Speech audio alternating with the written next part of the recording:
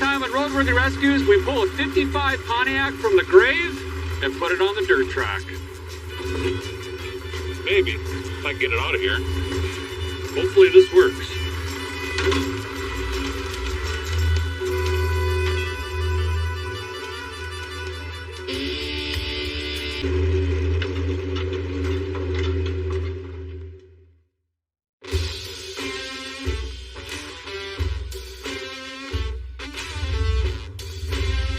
This week we're back in Tennessee. We're rummaging through hubcap hills, and I think it's time we do something with this 1955 Pontiac. This is a really cool car. It's the first year of the Pontiac V8, other than one they rebranded in like 31 or 32. This is a nice two-door post car. It's pretty complete, but it's going to take a lot to get this thing going and back on the road. But let's walk around it, see what it's going to take, and then devise a plan to get this out of the brush and into the shop. Let's see if we can start in the trunk, actually. Here's something pretty cool. We actually have ignition sticks to this unit. I always like to start in the trunk, see what kind of engine parts we have laying back here. Wow, nothing but a spare that we probably could use. Oh, we got severe weight reduction on the deck lid. Let's just pretend we didn't see that. This is very Buick-esque, this Pontiac style, but it has really cool features like this right here that actually matches the hood on the other side of the vehicle. Speaking of hood, this head thing lights up, which we have to get that working, if nothing else. Open. I don't know how this works, if it's Bluetooth or... There we go. Sweet. That's the Strato Streak. It actually looks a lot bigger than it is, but it almost looks like the Buick Nailhead. It's just a little 287 though. We got completage. Fuel make it happeners there. Lightning whirler. Brad's here. Generator. Complete with belt. Probably no warranty on that. I know there's a lot of stuff here, but man, it's gonna need some work. All right, so now let's jump on the inside of this rig and see how that has fared the last 700 million years that this car's been on Earth. Oh. Wow. It smells like a violin full of old dentures. It's got a very woodsy, moist smell. This is really cool. Worth the entire purchase. Steering wheel, dash looks amazing. But I loved how beautiful the styling was in the 50s. All the makes did great. They were all very elegant, nice looking. Huh. Old car. What's in it? We got the P for the Pontiac on the hood. We got a knob. We got a button, just in case. I like that. Were these dual cigarette lighters? I think they were. Probably not. I don't know what I'm looking at. It was serviced regularly by Shell. The stickers start here and go all the way down the side. And the door is equally as rotted as the trunk, unfortunately. Ooh, we also got an ankle vent. Severe ankle vent. It's really rusted, really rusted. That's fine. Okay. That's our Pontiac.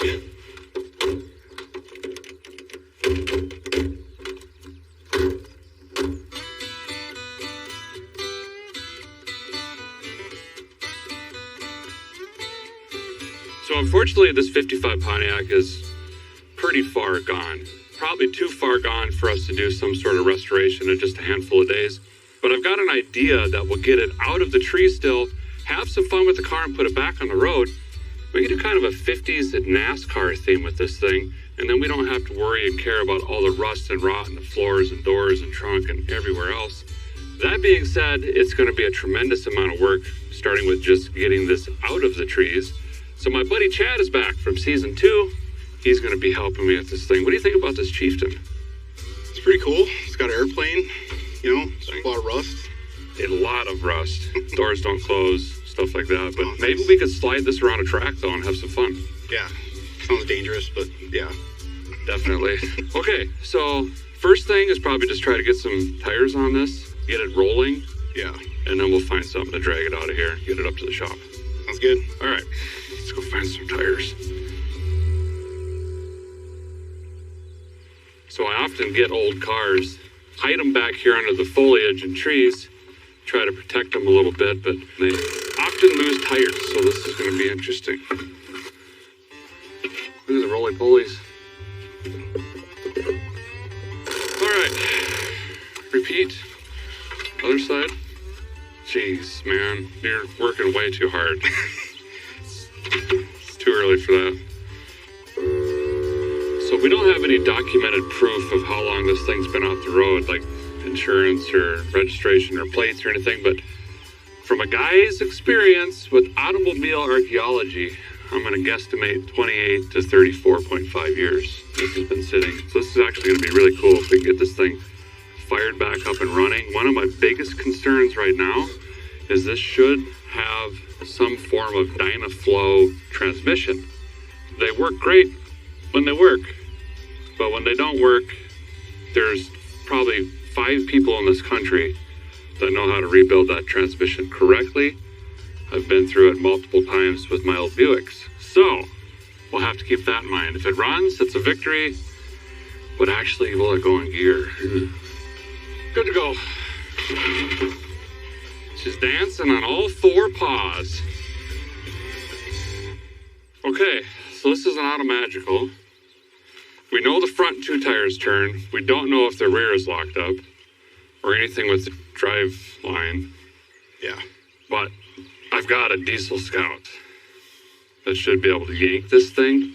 I'm going to mow a path through the trees. We'll hook a chain on this. You can get an air tank and a respirator. Steer this, and let's see if we can pull it back to the shop. We got a journey ahead of us. Now we go revive a Scout.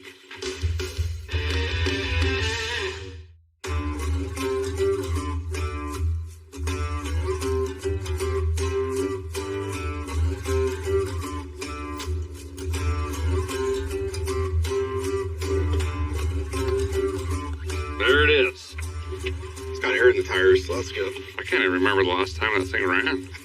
This is a 1980 International Scout. It's actually a pretty rare one because it has the SD33 turbo diesel.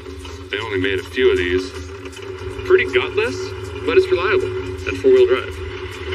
Seem to have a reoccurring theme now where we get an international running and pull something else out. Now it's the Pontiac. Okay, this is gonna be sketchy. Hopefully this works. This side's rolling. This side's locked.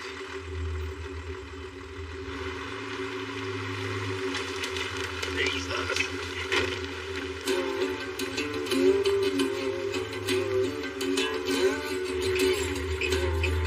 Can't see nothing.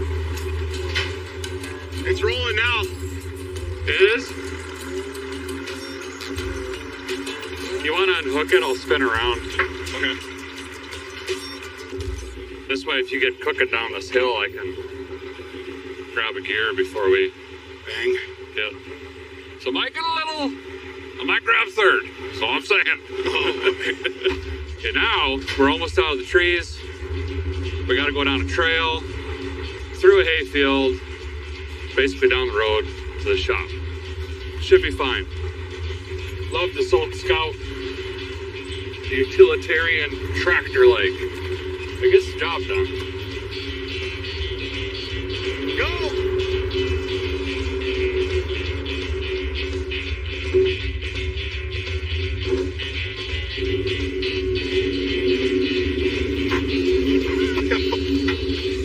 Oh my God. Got pretty close there. We made it. Okay, now, how do we get it back in the shop?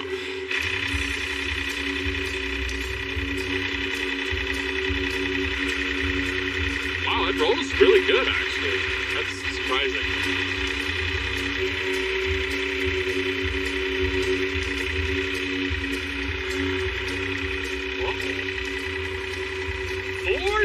Little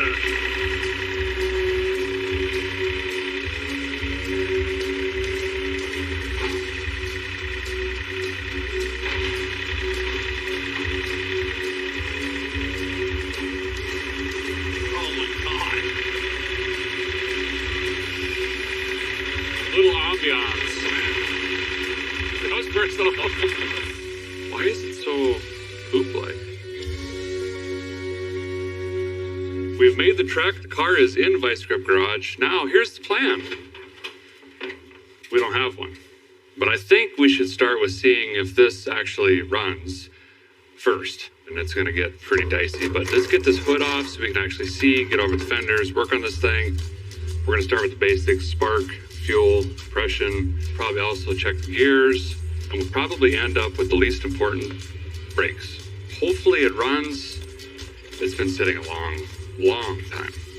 All right, you want to bang on that key and we'll see if this thing spins over? Yep. We got a inline light bulb checker doodabber. This bulb should flash if we got sparkles. Fingers crossed. Oh. Okay. It's got vacuum and it's spinning. That's really good news. I was worried this was going to be a boat anchor. I'm going to try to prime this. Hit her again. Oh.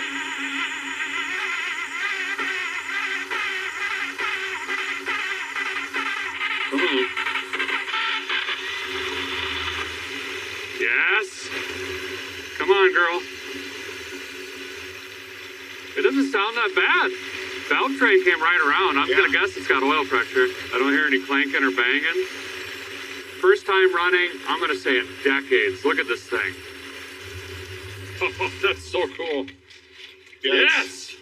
It runs, it's got oil pressure. It must have a lot of oil pressure because the valve train didn't even want to clank or nothing while we were cranking on it for a while. So that is fantastic news. Okay, we got a wheel stop in here. Yep. So I'm gonna bottle feed it again and just jam it and drive and see what happens. Okay. Oh yeah. Woo! Okay, that's a bigger victory than the engine, I gotta be honest. That's solid drive. Oh yeah, she clicked in there. Oh man. That just saved like 2 days. It would have been a big project converting this to a power guide. But now we can do fun things like brakes. Sweet. Early lunch. Okay, let's get it up in the air and see what the bottom side looks like.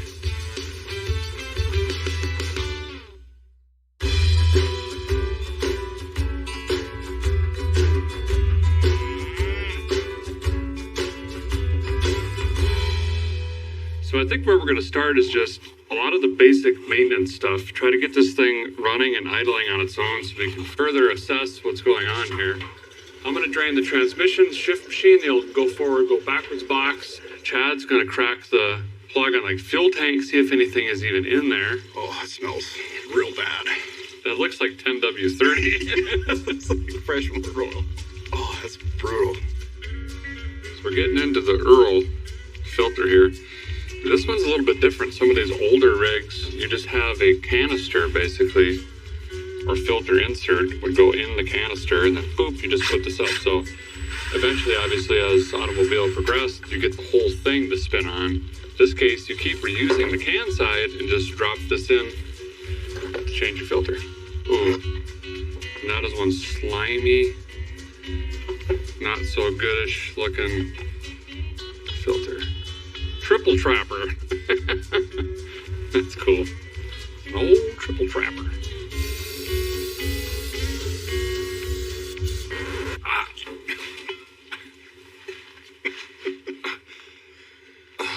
Eyes down, bay one.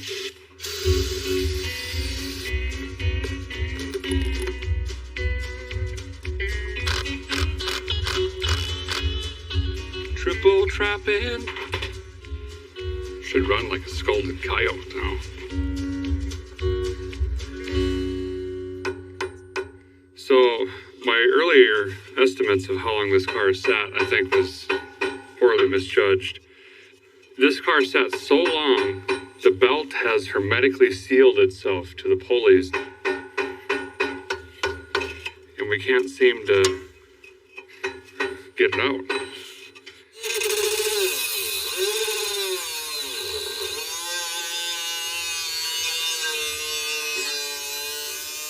It's a really sweet idea.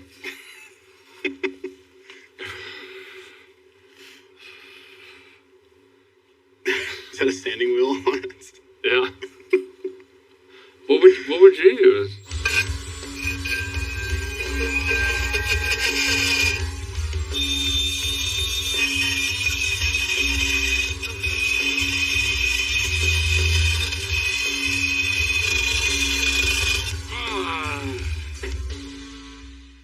Yep.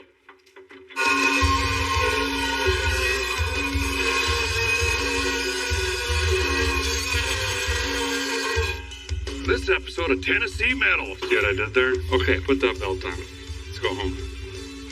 Boom. Beautiful, man. And that's a green belt. That ain't going nowhere. So I'm gonna redo the ignition system here. Radio resistance. Hyper low. Performance stuff back in the day. Tell you what. Old school AC Delcos. Room's got about 74 million miles on it. So this is pretty cool, doing some automobile archaeology here. The filter was just an AC, and the plugs are really old school AC as well. You can tell by the color green and the white band as well, and it just says AC. It didn't become AC Delco until 1974. So the plugs and oil in this is 50 years old-ish. It's a long time. Doesn't necessarily mean that's when it was parked, but I doubt these have been run since 1974. That's pretty crazy. I'm gonna basically just start tuning this up, get a new fuel line from the rail to the pump, but we're just inching closer to having this thing sit here and idle. Chad's working hard on the doors. He found out the hard way as I was pulling them with the Scout. They just kind of flopped open and did all sorts of this stuff. I was just gonna barb wire them closed. He's got glass down and he's digging into latches and levers and mechanisms and all the stuff that I don't have patience for. All right. Safety. Okay, we've got new sparkulators in, lightning hoses, basically ignition's been updated. We've pushed air through the fuel line. There's fresh fuel. We know that we don't have any obstructions from the tank up to here, so now we're gonna try to get the mechanical fuel pump to work. I'm gonna bottle feed it. Hopefully we should see fuel spraying out of this. Then I'll plug that in and we'll see if the fuel make it happen is gonna make it happen.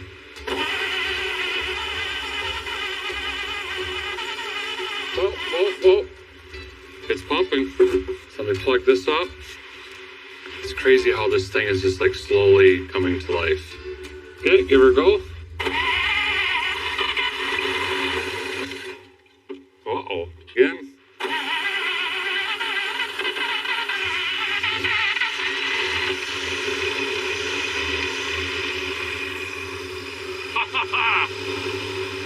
It sounds like it was turned off yesterday. Yeah. Well, the belt's staying on after our Dremel attack. It fires right up. Somehow the starter's hung in there. We've cranked the snot out of that thing. Yeah, there's no accelerator pump. So this is pretty awesome. It actually charges. The generator is working. We're getting like 12.6, 12.7 here. And the gauge in the dashing works. The story we heard was an old timer parked this and then unfortunately passed away. And I think that's probably actually the case. You hear that all the time and it's not, but pretty good old rig. So let me figure out this fuel delivery issue. Luckily, we've got a good old standby 2-jet sitting here. So I'm gonna go ahead and just bolt this on because I know this will have an accelerator pump. Should be able to rev this thing up. And Chad's got the heater hose capped off as well. So we should be able to fill this up with ice cube juice and see how many leaks we have. All right, ready?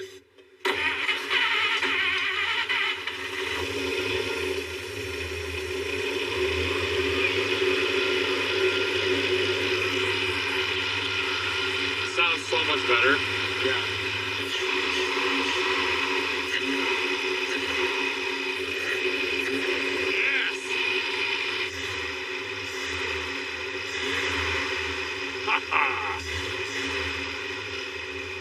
temp gauge is working. Says it's right in the middle. Says it's charging. Oil pressure's in the middle. Horn kind of works. It's pretty pitiful. I think everything works with the radio. The dome light. Why did that all of a sudden start working? Vacuum? Plug that. The car is slowly coming alive. I just tried that a minute ago and it was like, yeah. Now, that's a get the heck out of the way. I got a Pontiac.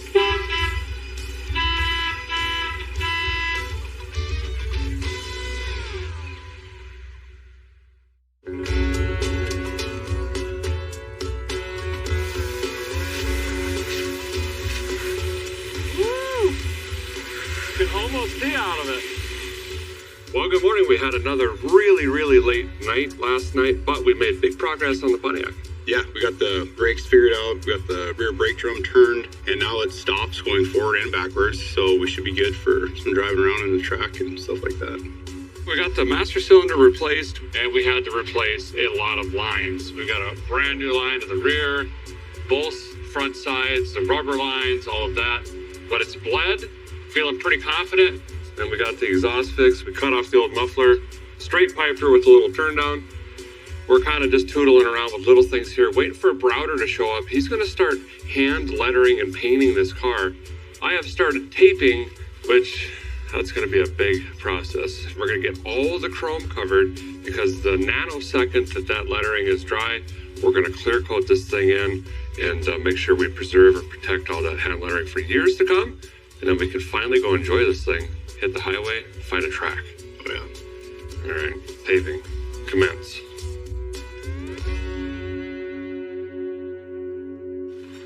So Browder's here, you remember him, he's done a lot of work for us. He does fantastic lettering, he's an awesome artist. Of course, we had to call him for this one. Now, back in the day, if you're gonna run NASCAR like we were talking earlier, you usually just kick the hubcaps off, tape a pellet to the steering wheel and go racing, but you had to have funds to do this, and people started picking up sponsors and things of that nature, put some jingle in your pocket for the weekend, for fuel and tires and whatnot.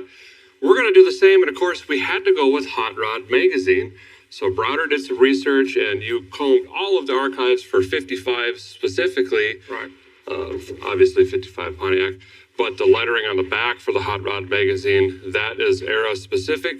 And then I'll leave it to your professional opinion what we should do on the hood. If we're going to do the straddle streak, if we're going to do the CI or Horsepower sometimes. horsepower, Yeah. or, you know. I like to brag about that. Yeah, right. Yeah, while he's doing this side, he'll explain what he's doing. I'm going to go on the other side and start taping. I'm already cramping up. Okay, so on the hot rod part of this, I went and researched the 1955 magazines. And what I did is I made a pattern, and I perforated where the lines are, and I'll take chalk. This technique dates back to the 1500s when Michelangelo painted the Sistine Chapel. They restored those paintings in the early 80s, and they found traces of his pounce patterns. And that's how we know that. So this is a very old technique, and it's an old sign painter's trick. This is just an oil-based enamel sign painter's paint. And I'm putting a little bit of a tint to it just to kind of get a little bit closer to the red that's on it. And I'm going to apply this so it gives the appearance that it's been on there this whole time, since 1955.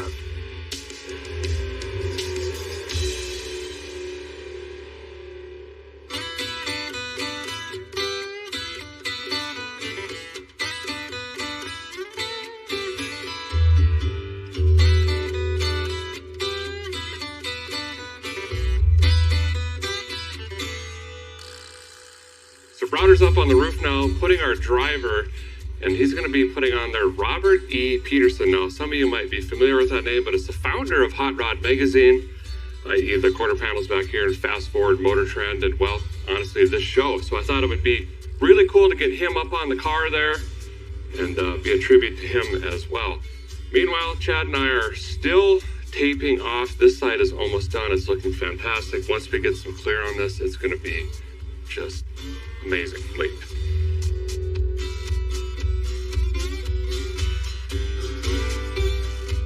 Well, Browder, once again, you absolutely crushed it. I love how you used the paint that was there and worked around it, and it just looks incredible. Thanks again, man. Thank you. Appreciate Thank you so it. much. Yeah. Woo!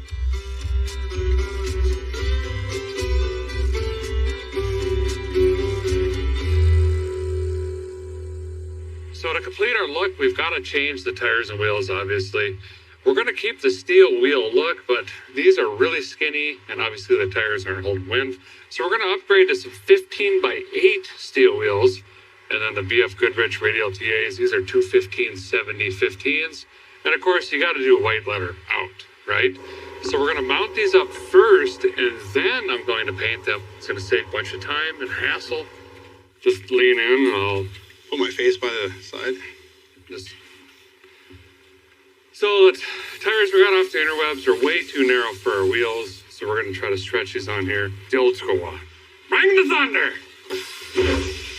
Didn't work.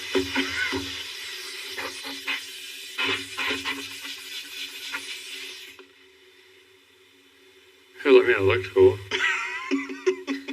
I lost 2 eyebrows. Hit her! Boom! That's how it went.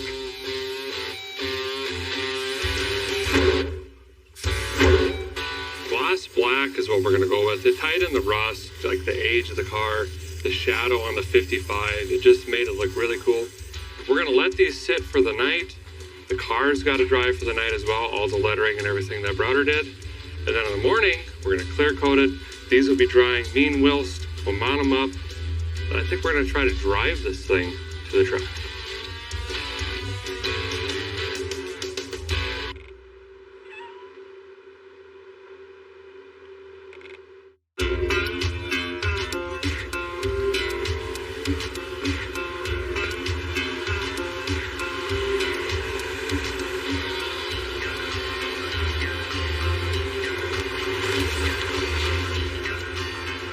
Garage gets a whole new studio, we get a bouncy castle. Well, Browder's artwork has fully dried. Now it's time to get this car into our professional paint booth and put some clear coat on this. And by professional, well, you've seen us use garden sheds and pop-up tents and everything. We really stepped her up this time. Guy went on the interwebs and found a blow-up spray booth. It's like an adult bouncy house, basically. Yeah. It's got like a mini bar area in the back. I don't know, it's pretty cool. We're gonna roll this out in there, quick wipe it down once over with some, I don't know, Earth Ghost juice, something, clean it up because of our handprints and all that. And we also have a bunch of bugs and mosquitoes and stuff like that that I don't necessarily want in the paint forever. Chad's actually gonna lay a coat down. He's never done it before. I'm gonna show him how easy it is. And then I'm gonna lay a second coat down. And then we're gonna call that good enough and go to lunch. As far as product goes, we're going to be using the Vice Grip Garage wipe-on clear coat, but you can also spray it if you want. We're going to be mixing the gloss and then the Vice Grip Garage matte clear, and we mix both of these equal parts. We're going to get more of a satin, so it's not going to be super shiny. It's not going to have that kind of dull sheen. Should land somewhere in the middle. And then, of course, we're just going to add our catalyst. It's an 8-to-1, so we'll have 8 parts clear, 1 part catalyst. Mix these up. I'll do several cups. Chad's never sprayed it before. I'm going to hand it over to him, let him put a coat on. We'll let that flash off, and then we'll do it one more time. We are going to wear a respirator. We do have a fan in our bounce house pulling some of the air out through some makeshift filters, and should turn out pretty good. Keep on rocking. Chad's doing really good. Guys, don't be afraid to do this stuff at home. It's not rocket science. Well, there's science, but it's not rocket science. And it's just clear coat. If you mess it up, you just sand it down and do it again. This is going to look great. It already has a nice satin sheen. It'll dry a little bit duller, but it's looking awesome. Great job, dude.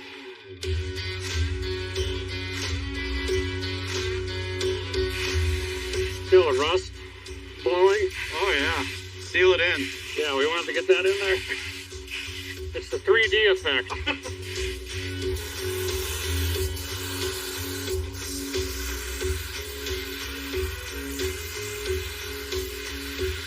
Now we just let it bake in the bake booth. Higher than Snoop Dogg and Mount Everest. Woo! Hey, me, the car has baked. It's dried. It looks absolutely incredible. The rust, you can see this really darkened up. The shadow looks great. And it brought a lot of this red back. Remember how there was such a big contrast between the hand painted and what was here? Now they virtually match. And it just tied everything in beautifully. And the best part is this awesome art here is going to be protected now for years and years to come. So we're going to roll it outside of the booth here. It's about 317 degrees in here. Get it back into the shop. And then I think that's it for the looks department.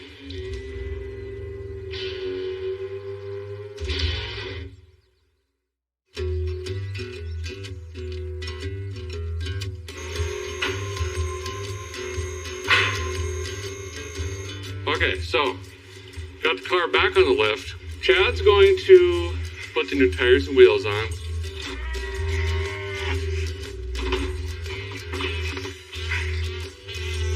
Okay, get out of there. Easy. It's just hot rodding, dude. While he's doing that, I'm gonna throw sparks at the fuel tank right now. We have a fuel delivery issue. What happens a lot of times is varnish, rust, old gas, it gets just congealed into like a jelly in the pickup tube or the screen itself.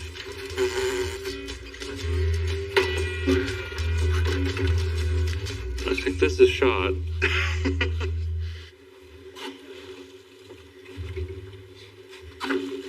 Shouldn't sound like the rising tide in there. It's full of rust. Okay, I guess we're putting a fuel cell in because race car.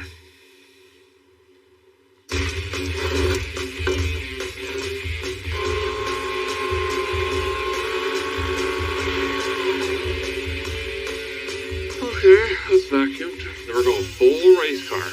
Cut the trunk out of this thing, throwing in a fuel cell. We're gonna swing a fuel line around, plug that back into the original fuel line that I snapped off, trying to get the old fuel cylinder out. Okay, digital fuel pump's wired in. Now when we turn the key, that should pump. Ta-da! Fuel system. Oh, geez. Oh, that's a lot. That's a lot, Chad. Yeah. Jesus. It's gotta pass tech. Tacked. We're gonna see if this thing's gonna pull fuel, fire up and run. Hopefully so. We don't have time to test drive it. We're just gonna have to basically try to drive to the track tomorrow.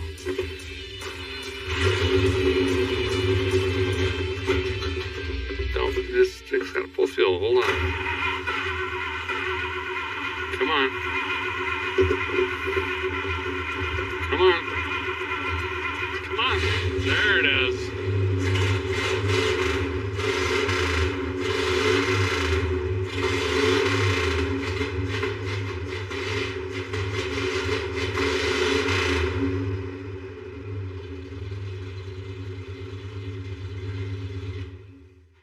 We're good to go.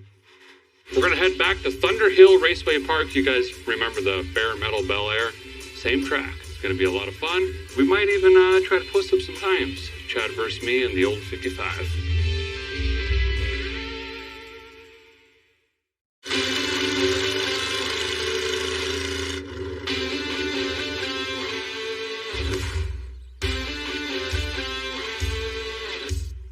Well, we have successfully made it to Thunder Hill Raceway. This is a quarter-mile track, and get this, the bank angle is 33 degrees, which is actually more than the famous Bristol track. This is going to be a lot of fun. Racetrack here, don't go off that side over there. Now, this is cool. This is what they did back in the day, and we've been saying this, but we dug this out of the trees, put some basic maintenance items on it, kicked the hubcaps off, and we're here just to do some fun racing, go around the track. Maybe try to keep it off the walls because we got to get home in it. Yeah. Do you want to go first? Yeah, otherwise it'll be wrecked. I won't get to go. So. Good point. Like the helmet's in it. Have fun. All right.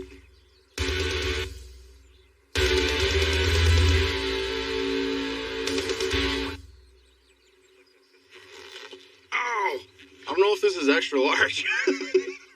Oh, I look like an idiot. This is Chad's first time ever driving the car, so we might as well do it on the dirt track. Go fast, turn left. Yeah, we'll get the stopwatch going. He's gonna try low gear and high gear. It wants to hunt in between the two. Oh, it looks so cool. Sorry. Look at the front tire. It is rough out there. It is bouncing like a basketball. I'm gonna have to keep that in mind. They used to tape stuff into the seats to make you not slide, but he'll figure it out.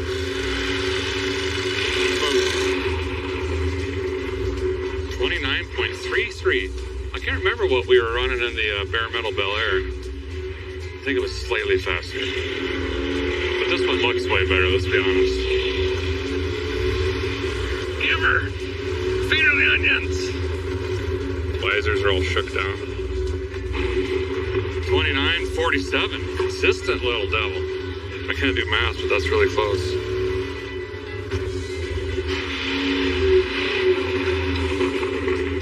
That was his fastest.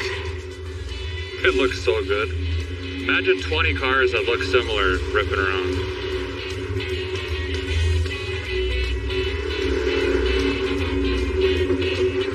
Look at the intense look. Really dialed in.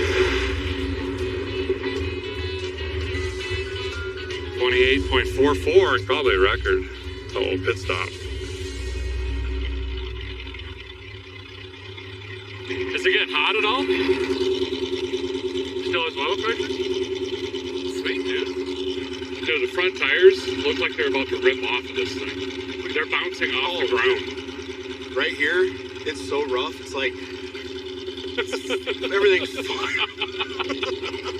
Those look cool. You ran really consistent. You have like a pry bar to get this off, or? It survived. It was pretty shaky. Especially there's massive potholes right here, but other than that, it wasn't too bad. I mean, the front tires pushed a little bit, but now I got it tacked up for you. It'll probably be able to just... Okay. Got the track dialed. Yeah. Oh yeah, this is like a child's medium. Were you in low? Yes, just leave it low. Yeah!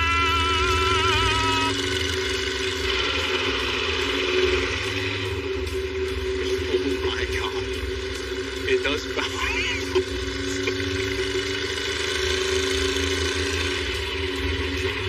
I can't tell if I'm going fast or not.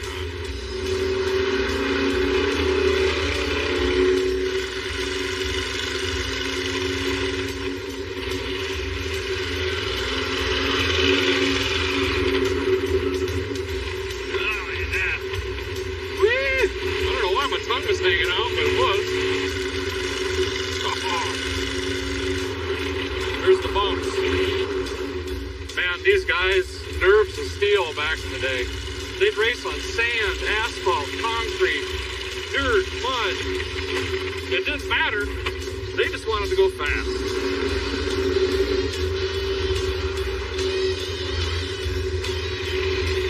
I gotta try to figure out this corner.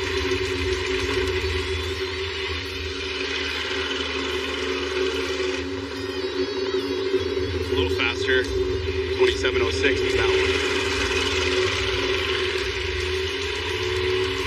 Now he's sending it.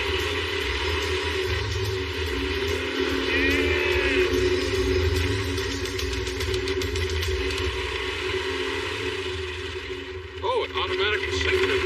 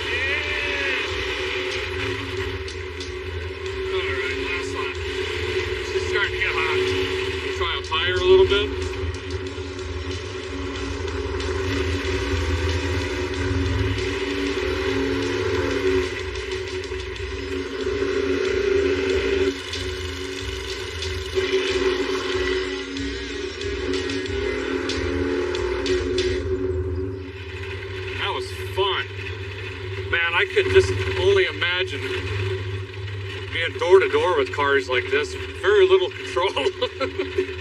Oh, it had to have been just a hoot. I accidentally deleted it, so now I don't know what it was that you ran. Oh, that's all right. Just kidding. Lap 9, you ran at 24.82. It's hard to stop. Smells. She's hot. Smells like brakes real bad. I was double footing it. Oh. Trying to get the front to... I seen you start taking that higher line. Yeah. Could you imagine being within 20 cars, just like... You know, some of them are smoking cigars, like... The tires are off the ground half the time. I so know. when you turn, you're like, is it actually turning? Do you see what I'm talking about? The front? Oh my God. It looks way more violent, though, than it feels in the car, I think. Well, she was just floating out there. That was really cool. That was a lot of fun. There's so much rust falling everywhere. Well, there you have it. For a little of nothing, we pulled this 55 Pontiac out of the trees, got it running again, made it to the track, drove to the track, we raced it around the track, and now we're actually going to drive it home. Put some basic maintenance items on it, just spark plug wires, cap, rotor, brake master cylinder, and ran some new lines, rubber hoses. We put a fuel cell in it. We never touched the coolant, not even the hoses or anything. None of the shocks, none of that stuff. We did throw on some white letter BFGs, some 15x8 steel wheels, the beautiful artwork by Browder, and then the Vice Grip Garage clear coat just transformed this car entirely. Never even touched the interior, but that's what's great about this is for basically nothing. We have a fun running, driving classic back on the road. That looks great. Well, that's going to do it for this episode of Roadworthy Rescues, but be sure to stay tuned. There's plenty more to save. Hey, we rented this track. We might as well use it up. Absolutely. Do some more laps? Oh, yeah, definitely. All right, let's do it.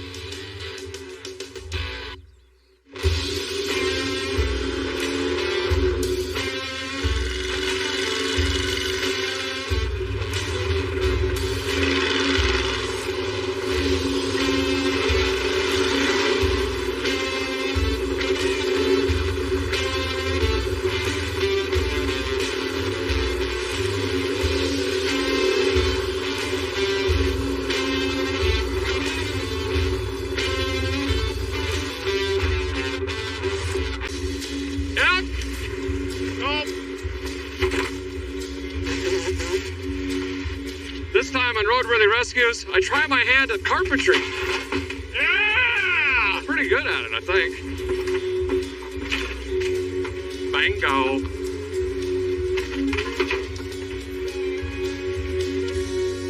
What are we doing? I don't feel like this was right.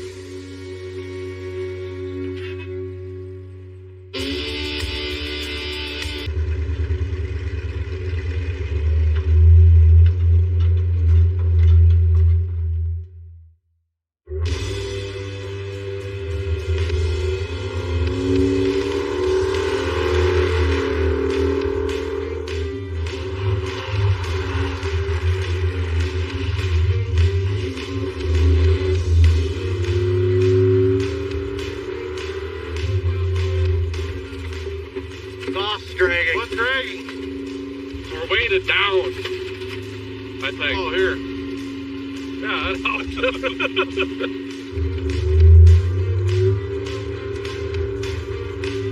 Oh, God, Malkovich.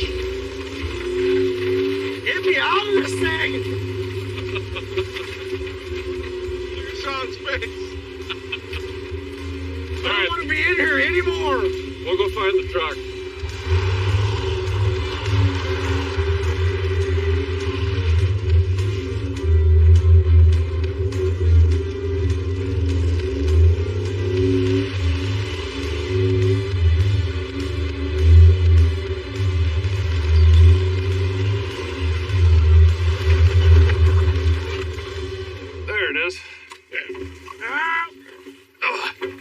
Should still be behind the bins up here. Hardly a tight fit at all. You fit pretty good in there. No, there she is. Ramp's old truck.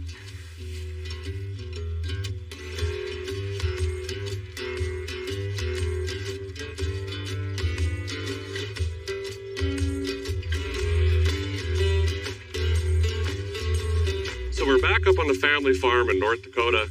And you might remember this. You caught a glimpse of it at the very end of the Cowbell Chevelle episode. It's my grandpa's 46-ish Ford grain truck.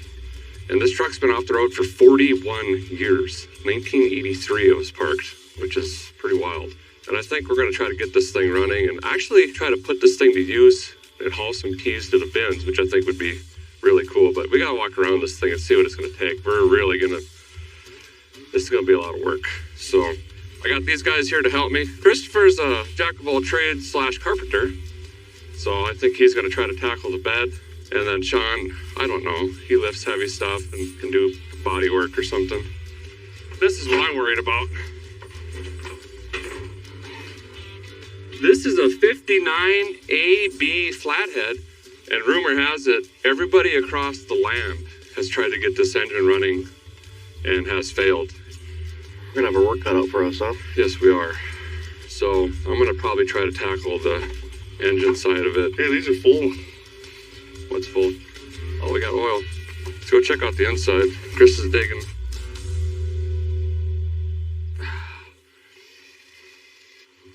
Oh, smells like a bowling alley shoe full of mice house stuff. It's not good. Look at all the stuff we got though. Rubbing compound, turtle wax. I'm assuming this is stuff my grandpa threw in here over the years. He really was just enamored with this truck and never got it running, so I hope we can make that happen.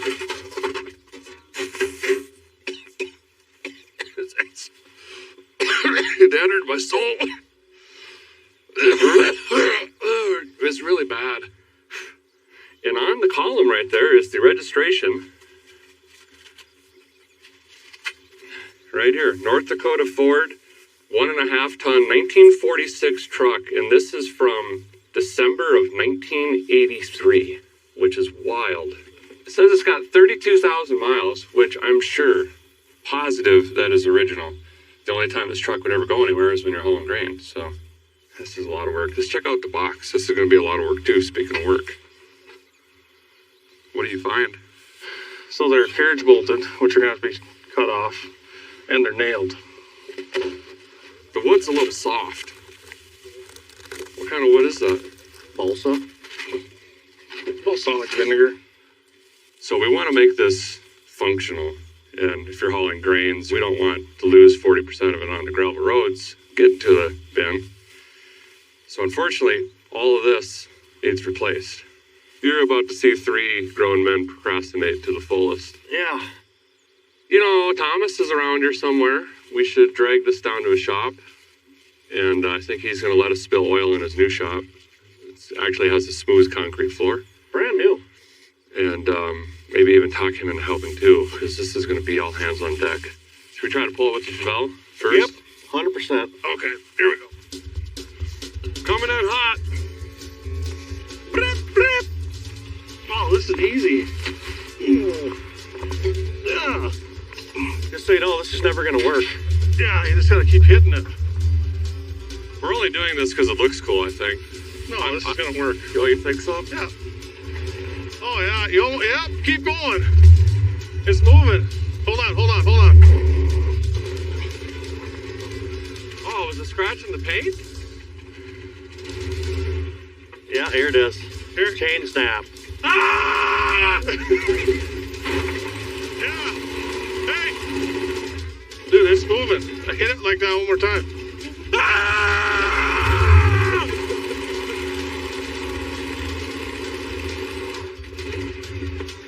Hey, I don't think it's gonna move. Hitch is bent really bad now. Look at that. Yeah. Stretched her out. I thought we were going to pull the boat to the lake. Now What do we do using now? well, you need some rain out here. It's dry. Okay, Thomas, do you have something that actually works?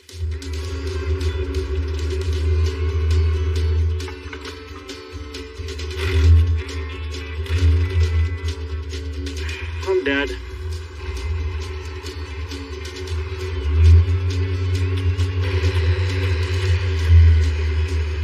Hey, how are the brakes going? None. Pedal stuck to the floor. Oh, that ain't bad. Yeah! extracted. Looks like it rode great. Yeah, it rode really nice. Okay, so we got to take the sides of this bed off so we can replace the floor. And by looking at it, it looks like there's this rod here, one up front, and that like squeezes this to the bottom, essentially. Well, how long is this thing? And then we got to get all of this rotted wood out of here and their carriage bolted down. We might pry everything off and then just use a torch to cut all the bolts or something. And we're also sweeping and pressure washing and just mainly procrastinating. I'll push it onto the... Okay. Heel figure! Yeah, these are good. Oh, by that you mean completely rotted off? Pry bar! Go up again. Fuel nozzle. Hammer. Just gonna keep hammering it? Yeah, see? Alright. How rotted that is. Oh, yeah, we gotta get this off, huh? Yeah, so what we're doing here is the front bolts that hold this headboard on, we can't get to them. They're behind the cab. So we got to try to tilt the bed to get to those bolts. That's the hydraulic Popper. We call them poppers. Chances of this working are slim to none, which is great. Actually, I bet it does work. It looks brand new. And it's never leaked. We haven't even done anything yet. Let's go.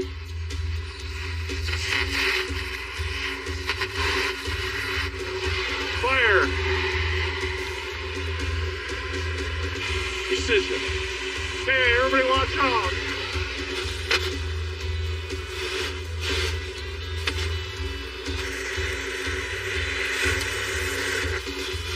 A little much pressure on the oxygen. Oh, I can feel it.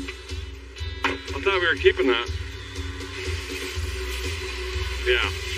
Trust the process. It gets worse before it gets better. This time it's really worse, sir.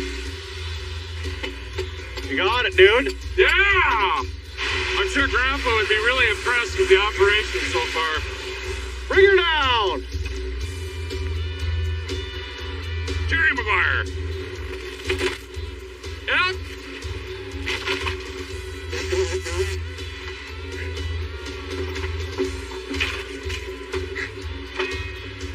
Bingo! This is really fun. Yeah.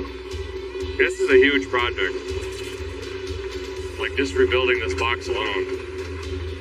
All these carriage bolts go through this frame. It's never going back together. Ah.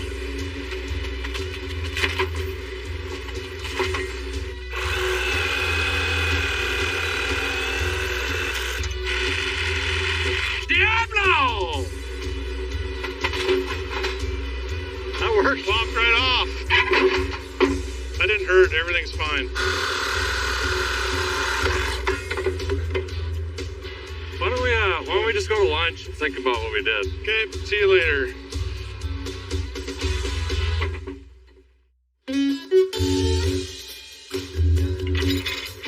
All right, we're gonna move the truck down to the shop, and we're gonna try to use the skid steer this time. We threw in gear to see if the engine would rotate, and it's locked up like Alcatraz. So the motor's not gonna motor. Whoa! Hey, the truck's at the shop. This is Tommy's new shop. We're gonna make a mess of it. So hopefully we can get this thing running and actually drive it out of here under its own power, but we've got a tremendous amount of work to do. First of all, we destroyed a bed without taking any measurements. That was pretty good. What else did we do today? Drove the Chevelle. Aired up tires. Okay. We discovered on the way down here the engine is locked up, which is terrible news. But thankfully, we did bring another flathead with us that we heard run. Chris has to recreate a whole grain box in a couple days. Sean's going to be cleaning and sanding, all right? Bodywork stuff. We're going to try to do some artwork on the doors. We're bringing our friend Lem back, the guy that did the Ralaxy, and he's done some other projects for me as well. I think we clear coat the cab guys and paint the wood. Some colors. Green. I like that idea. All right, we got to get at it. We've got 4.5 days now to get this thing running and driving. I need to get everything ready up here to take this engine out. Christopher's trying to do the bottom side.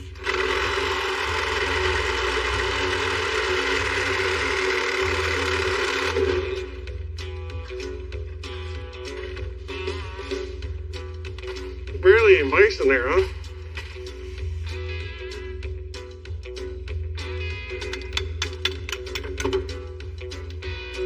Here, you do that side. I'm not doing Scared. it. I'm scared too. I'll hold the hood up for you though. Gosh.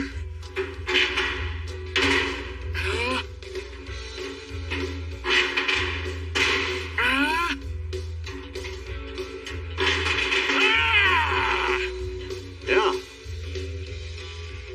Injury number 2, 5 minutes in.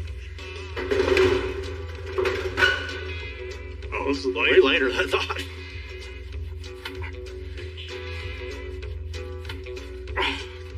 What do you think? That's good for coolant, right? That's battery. That is battery acid. Woo!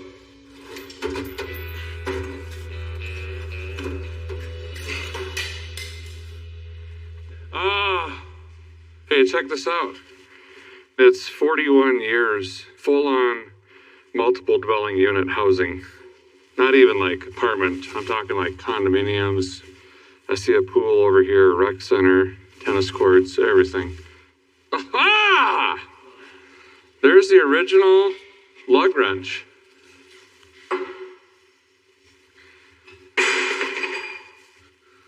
Oh, that is cool. Motor oil. It's a really good can.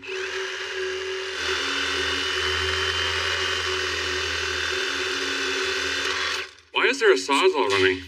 He's cutting linkages off, dude. Oh, that's good. We don't need those. Okay, pull it out. Start lifting.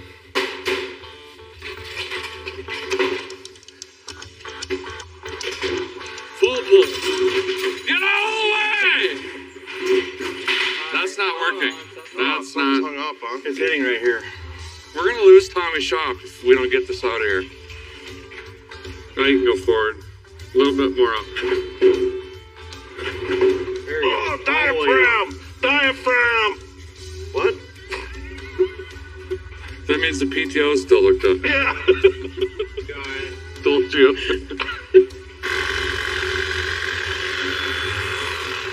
So we just dragging the whole drive shaft out with it? Remember how this is never going back on? Yeah, need it. Oh, injury. Think I got it.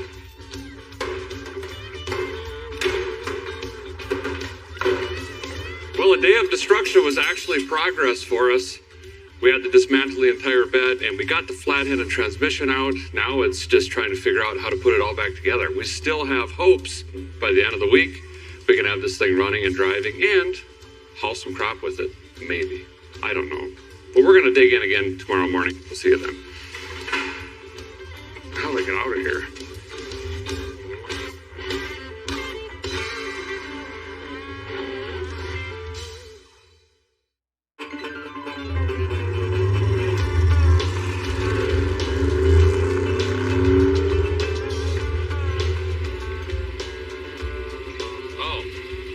Gonna run into town, get some parts from O'Reilly, and I left Chris and Sean to their own vices.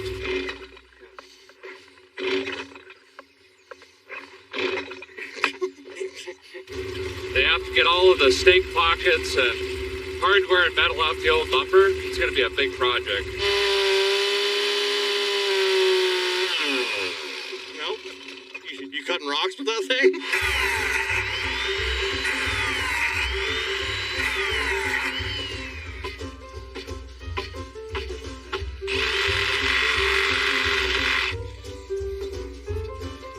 Looks great. That'll work.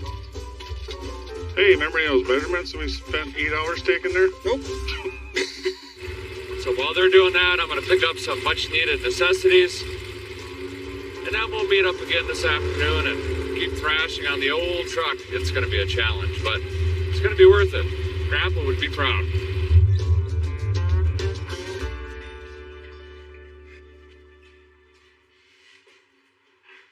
right, guy needs some engine oil. Gonna go with the Valvoline VR1. This is chock full of all the dinosaurs and vitamins you need. Phosphorus, zinc, stuff like that. Great for classic engines. That's exactly what we need. Well, for coolant, we're gonna go with the O'Reilly brand 50/50 pre-diluted, ready to use, protection up to negative 34 degrees. Need that in North Dakota. Well, anyway, we're going to 46 Ford. Takes a very special battery. No, it's just got a go handle and platinum. You know what I mean? Yeah. Got to get some accoutrements. We're going to have to get some carbon choke cleaner. And then, of course, we're going to be on the brakes. Just bring it in. Put it in here. I'll leave one for someone else. And then, of course, gear oil, transmission, rear end. Genius. The flexi bag. It's the only way to go. Scuff it up a little bit. So, yeah. That'll work.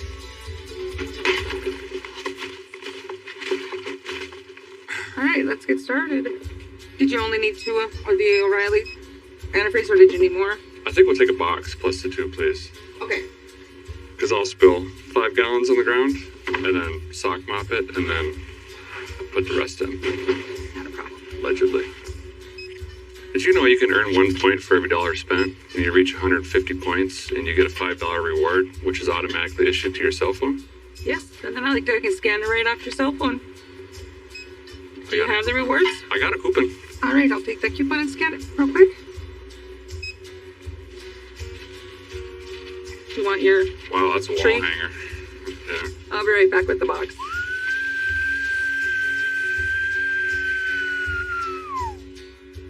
Thank you. Do you have room for all that? Oh, yeah. She's a Mordor. Got lots of room. Yeah, I see that. Yeah.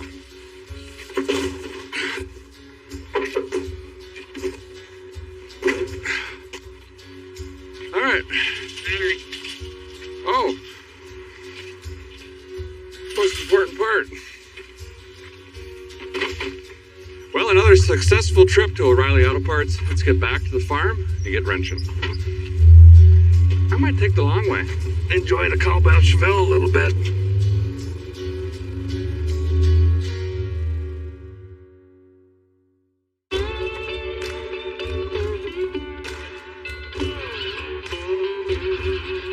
Well, the guy has got a transmission is successfully bolted to the flathead. We got new water pumps on it. We're ready to try to drop this thing back into the truck. And then the real fun starts. Connecting everything that was allegedly cut out with sawzalls and everything else. Do you want to do ground control? I'll be Major Tom. All right, Major Tom. Okay. You hear me? Yep, ground control. Hold on, stop.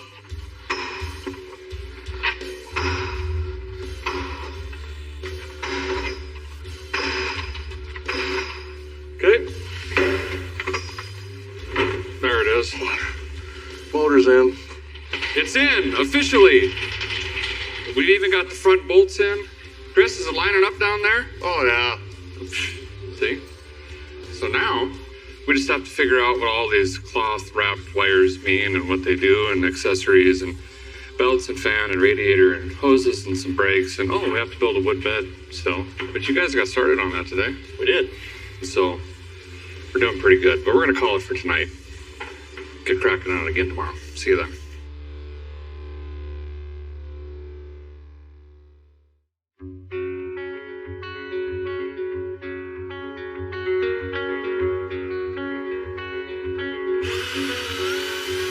Is this the first woodwork on Roadworthy?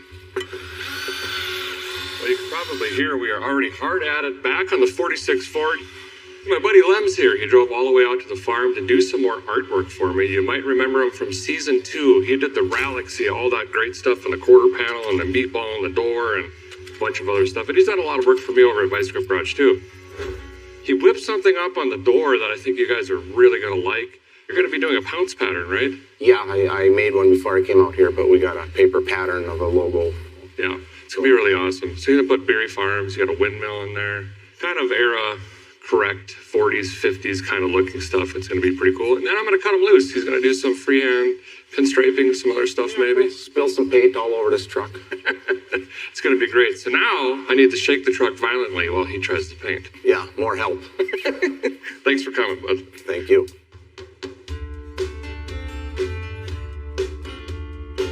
I use one-shot enamel. It's designed for lettering and pinstriping. So I just need to lead a lot of brush strokes and make it look like a kindergartner painted it in some places, so it kind of looks faded. I got one more for you, if you have time. What's that there? On the glove box, we'll put "I'll be damned." I'll be damned. Not dipped? Not dipped. Wow, changing your ways? No, that was the original way. Oh, okay. My grandpa. I changed it to dipped. A little bit more peachy. Yep, for the kiddos, you know.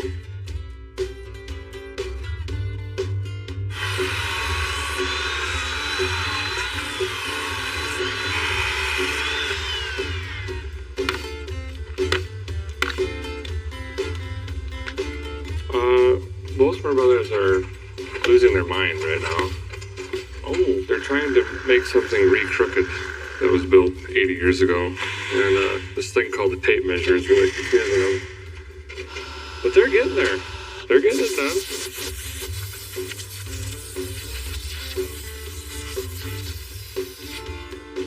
Hey, I did that. You guys did this? Pretty good, huh? Doesn't even look like a beaver chewed it out or nothing. Yeah, so there's one here, one here, one here. I think we're going to be hauling a Tupperware back here. Maybe two.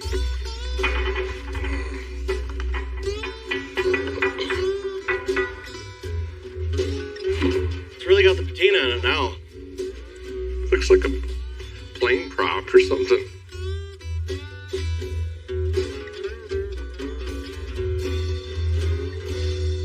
Okay, so the 6-volt coil we have determined is bad on this rig here. I am not getting any spark, which we need. That's part of the process for engines. Spark, fuel, compression, well, and proper valve timing. I have a 12-volt coil that came in this kit, but it's not really for that system. It's more for like a Petronix one-wire system, which is not going to fit on this particular engine.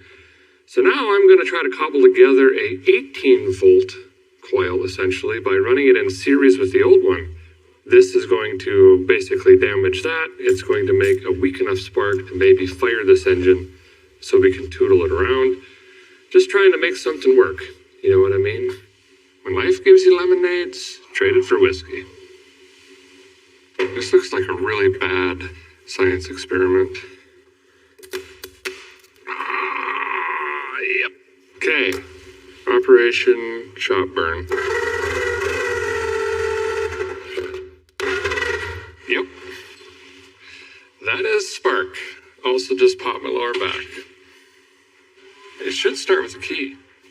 This is kind of cool, actually. Look at this. Now that works. Look at this. Yeah, that's heat.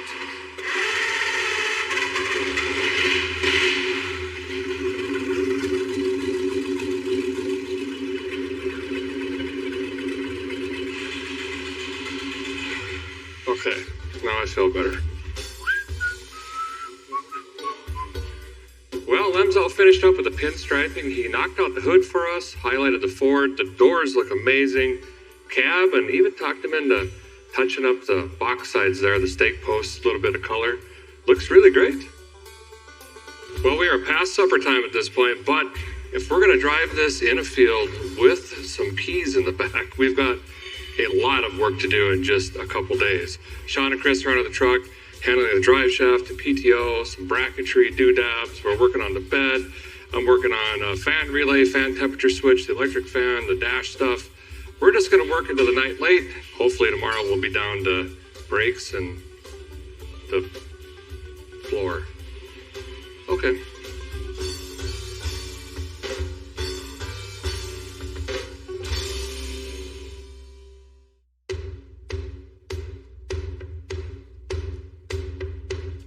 So late last night, we got a lot of work done actually. Sean and Chris jumped in on the brakes and helped me get the big hubs off this truck.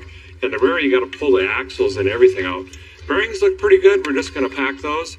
Today we're going to focus on finishing the box up, and the big job is getting the brakes put all back together, bleed the system out, and then we can finally see if this thing's going to move under its own power and stop.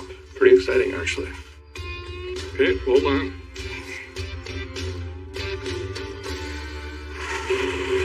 All right, let's see if the bed goes up. Better with fluid in it.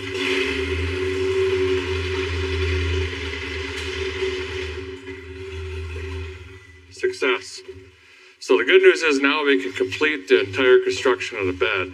Wow. Hopefully the last time. Friction fit. So we're going to put the sides on. Bam! Then we're going to slide the front end, run the support rod through it, sandwich it together. Oh, like that. Then we have to lift the bed, leg bolt the stakes into the front beam.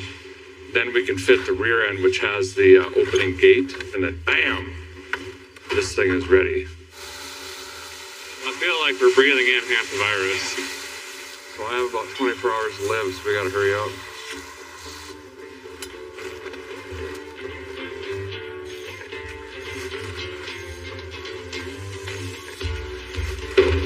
Yep.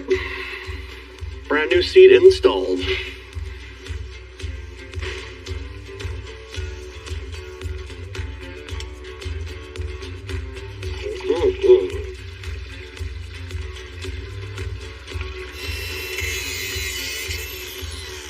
Hey, we should probably get a chunk of barbed wire to hold the exhaust up, right?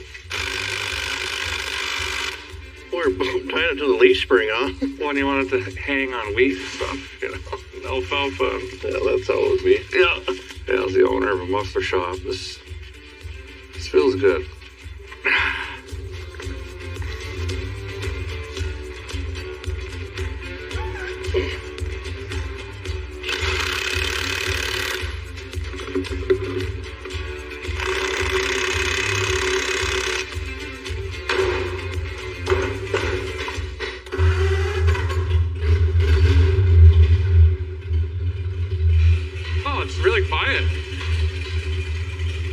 That's it for this shop. We're going to try to drive it under its own power for the first time in 41 years, get it up to the old shop where we worked on the cowbell Chevelle, and we're going to scrub this thing down and clear coat it, seal in all this patina and protect all of this awesome artwork on the truck, and that is going to be it. We'll let it dry tonight. Tomorrow is the big reveal.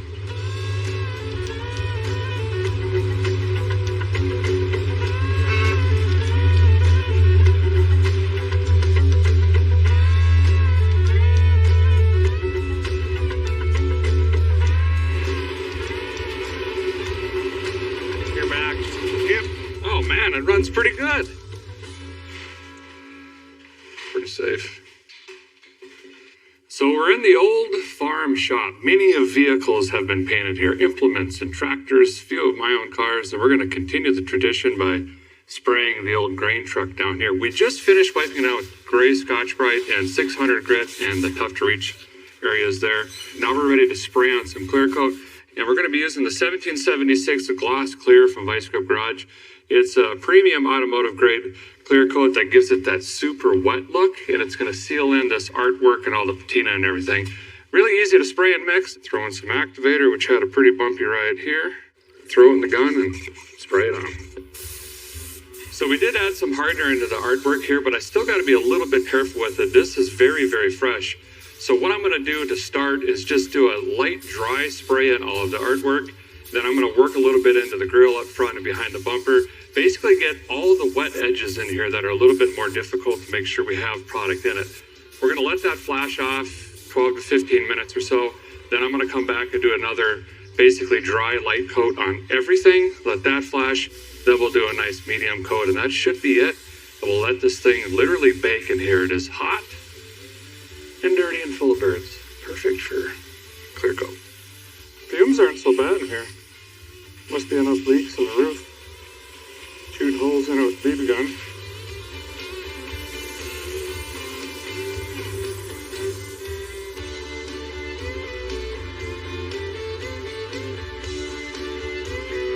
just gonna look ridiculous.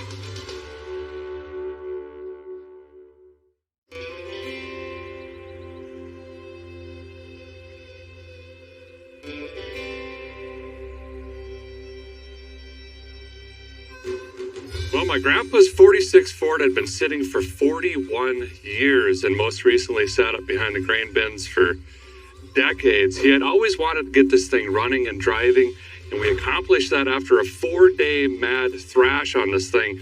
The original flathead was locked up. We wanted to try to get that running, but we quickly figured out that wasn't going to happen. So we swapped in an earlier model flathead, had to figure out accessories and everything else with that. While doing that, went ahead and upgraded it to a 12-volt system as well instead of the old 6-volt system. Starts much faster, charges better, more reliability. Custom dual exhaust with a little tribute to my grandfather with some barbed wire hanging that up. Someday we will eventually fix that, not now. We went ahead and changed the headlights, some of the bulbs. So now we actually have working lights on this thing. Chris and Sean worked really hard on the box here. Pretty much a total rebuild. We did retain some of the authentic original wood on this thing, but they put new floor, beams, front and rear, some of the stake pocket things as well, and painted it up. It looks fantastic.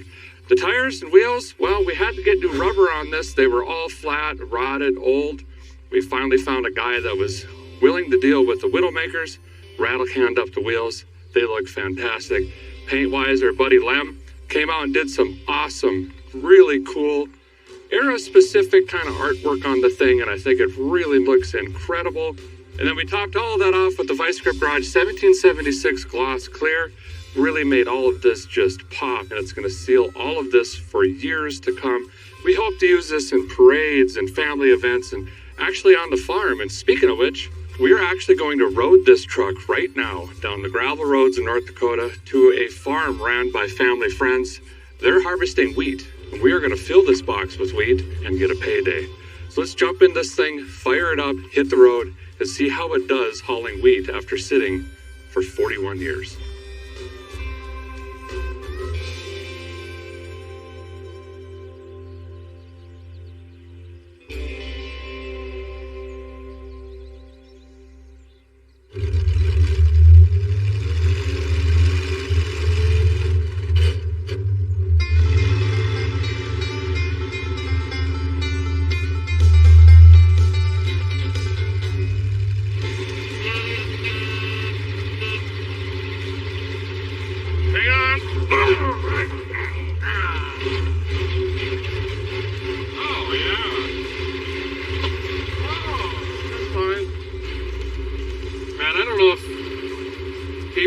Smaller back in the day, or this is just how it was? It feels like we're like a Cessna or something, like the legs are in a cockpit.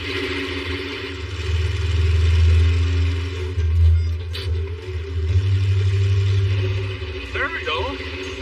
Huh? So back in the day when you were loaded, you were just in first gear going everywhere. I suppose that was better than a horse pulling a wagon and then hand shoveling it off. Yeah. They just, have themselves a cigar and, I ran 8 miles an hour all the way to the house.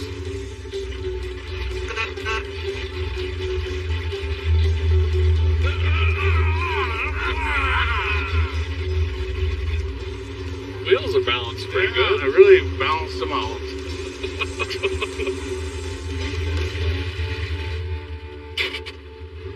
Good here.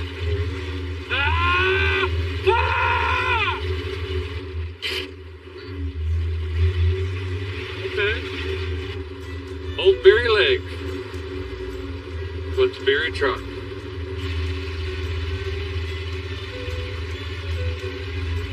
We're actually going faster than I thought we would. On the speed of sound? Well, I don't know about that fast, but let's see what we got. 31! It's pretty good. Well, it's faster than a quarter horse. We've only got, 8 miles left? 2 more hills.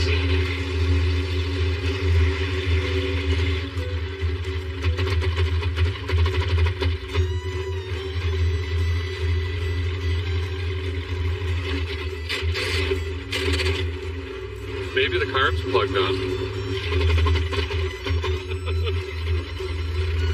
definitely getting worse. Oh, it's coming around. Oh, yeah! There we go. It's coming on. There, it's turning itself off. Oh, I forgot about that giant hill. Yeah, a little more than 2 hills. Well, huh? I think that was it. Did we bring lawn chairs?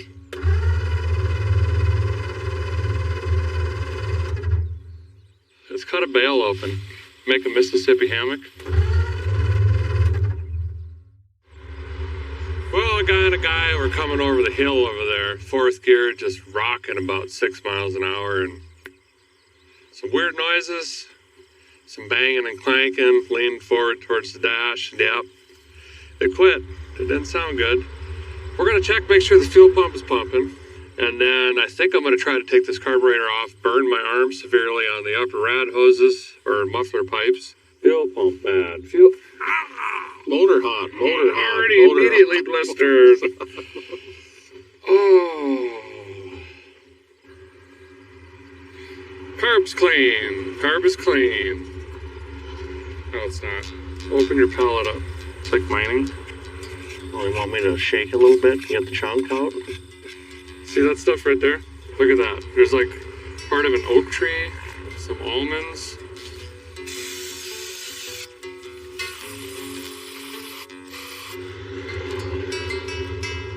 Okay, grain box, rebuilt carburetor, and new fuel pump is in.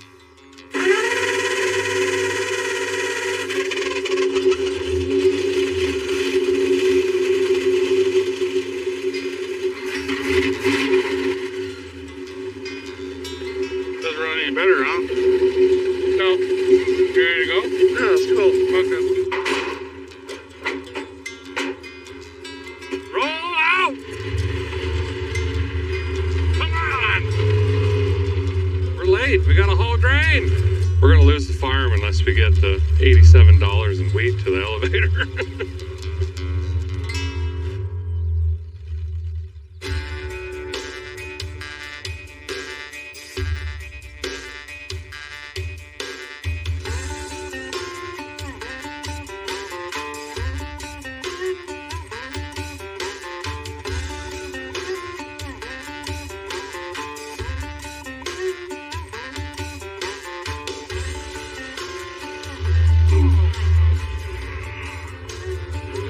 Try to slide in between those two.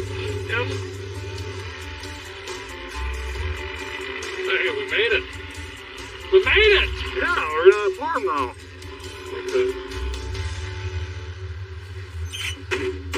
Well, we made it out to part of the Nichols farm. They got 2 combines out here. They're actually headed back this way. Behind me here, you see a semi and a trailer, which is normal in today's operation. This would not cut it today if you had a farm. But we're still going to have some fun. Go talk to these guys. Negotiate a trucking fee. What are you thinking? $150 an hour. Yeah, they'll probably do. Pay for the fuel pump anyway. We're going to have them spritz on some material. Try to get it either to their bin site or to the elevator. We're going to have to see how it runs with some weight on it because we got to get back out and over this hill. I hear them coming, and there's the grain cart right there. That's what they offload and then offload that into the semis. So one of these operators is Chris's son. Let's go see if we can catch him. The list is going to be completely unnecessary, but it's going to look really cool. We've got Chance here, Chris's son. He's going to come over here with the combine and drop some in the box. And we've got Kyle on the way too, so we're going to have a combine on both sides dumping into this poor little truck. I told them not a lot, so they're probably going to go on-off on the auger, and that's going to be enough. These augers are huge, massive. It's not windy. It's going to be way high. Hopefully grain just doesn't go everywhere.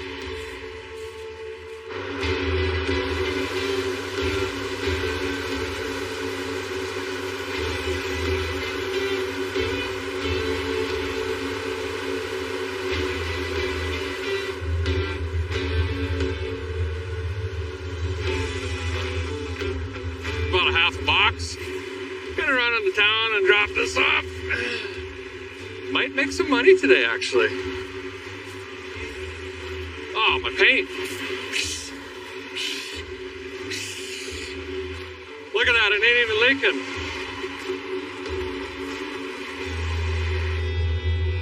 What an incredible week this has been, working with my family on my grandpa's truck. And after 41 years, this 78-year-old truck is once again hauling grain. And somewhere I know my grandpa is looking down, smiling and proud that we saved another one. That's going to do it for this episode of Roadworthy Rescues, but stay tuned, there's plenty more to save.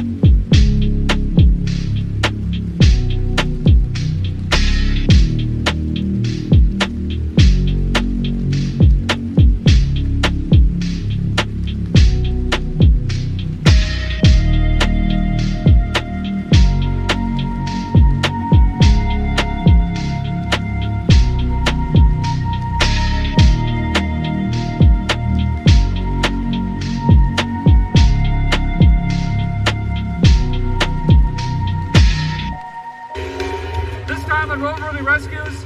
I get a 60 El Camino back on the road for the first time in 30 years.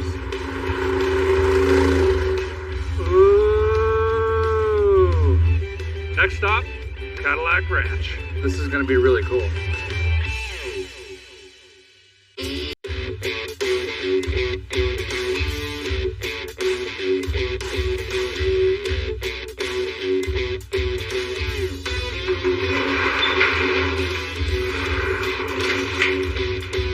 This week on Roadworthy Rescues, a guy has found himself in the panhandle of Texas, where I bought this 1960 Chevrolet El Camino.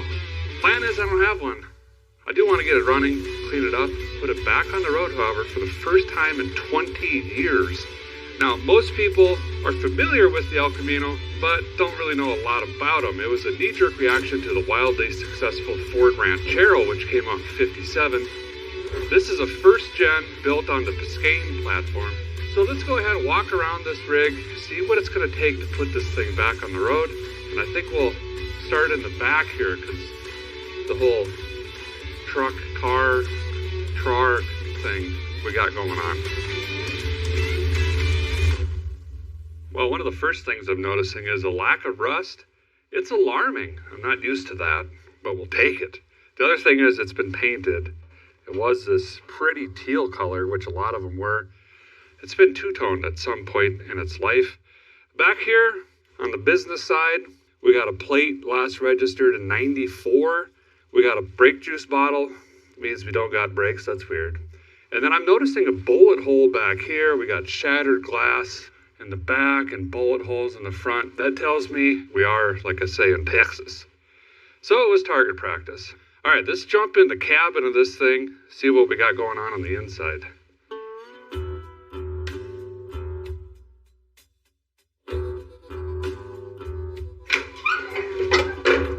Okay, well. Smells like a baby changing table with antique store dust on it. It's tantalizing. It's kind of nice, actually. Grandma's carpet, looking pretty good. Check this out. Heard about them swiveling seats. What about the fully removable? There is no hardware, holes in the floor, anything. There is this Jurassic Park skull, though, that I'm going to make a necklace out of. Rip, rip. Welcome to Roadworthy Rescues. I love these gauges. 59 and 60 were basically the same. This one shows 82,655.2 miles. Don't have an ignition stick. Oh, don't need one. You know, the 40s through mid-60s GM cars, they all do that. We got an Automagical based on this. Looks like a Power Glide. These came with a manual Power Glider 3-speed. We got the best of them, in my opinion. Manual would be cool, but maybe not, because I'm lazy. All right, let's get under the hood.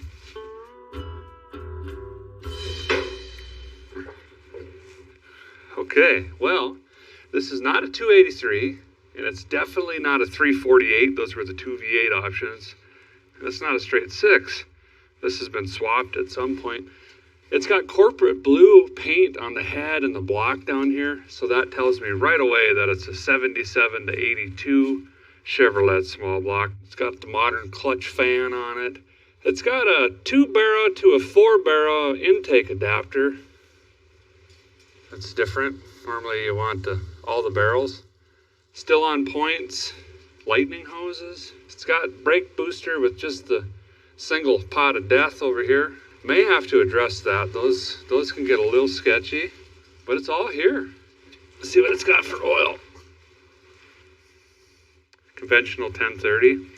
No gas, no antifreeze. That's good. So we got all the fixings here to hopefully make this thing run.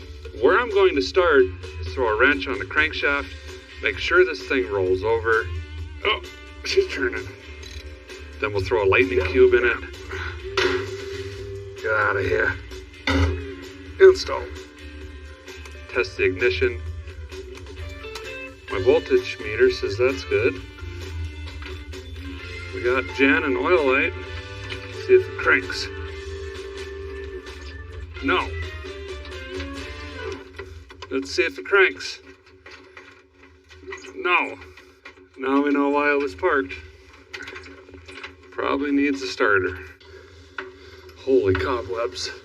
We need a spiderologist on the show so they can tell us what we're, ruining our lives on. So I was just laying under here eating spider webs and just noticed this is not a Power Glide. The column indicates it was originally, but when they swapped in this engine, along came with it a TH350. So now we have 3 gears instead of 2. So that's pretty cool. We got glass packs. Then we'll be full of stuff. So first step, take a look at the starter. And I got my Lone Wolf 6000 trigger.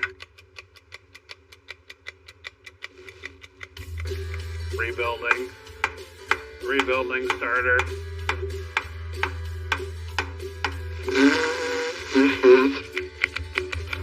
I think we do in fact have a bad starter.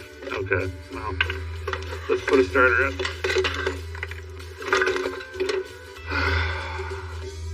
So this is our bad starter here. It's not starting anymore. And I just wanted to show you quick, there are some different bolt patterns. See, this one is directly across. That would be for like typically an older block style. This one is diagonal, not directly across. Thankfully, Chevrolet is really, really good about parts interchangeability. And in some cases, these blocks are actually drilled for both provisions, which this one is. So all we had to do was pick up another long bolt.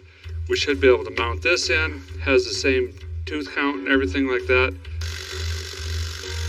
And a guy went on ahead and put new battery cables on as well. Those ones are from the Nixon administration. All goes well, should be able to climb in and twist the screwdriver, and this thing should rotate on its own.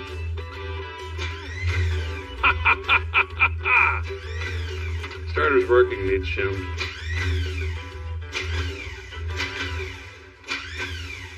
It needs shimmed. That's fine. I don't mind taking it off again.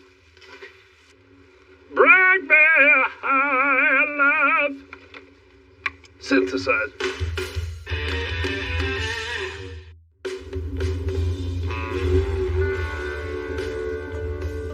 Well, the good thing is it's getting colder, and it's actually snowing in Texas currently. Well, we're dealing with the starter here, and I have to eat crow. I said that these starters will just bolt right in and everything will work. I failed to mention that there are flex plate differences. Most commonly, you have a 168 tooth. We have a 153, which is smaller and requires a different starter. But see how this bolt is offset farther from the center than this one?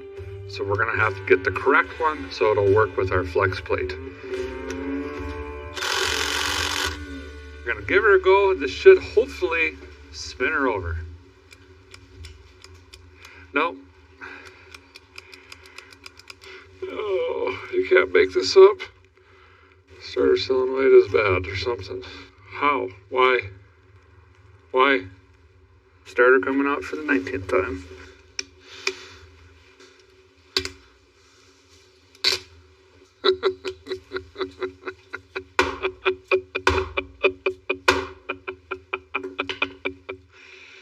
I think our new starter's bad.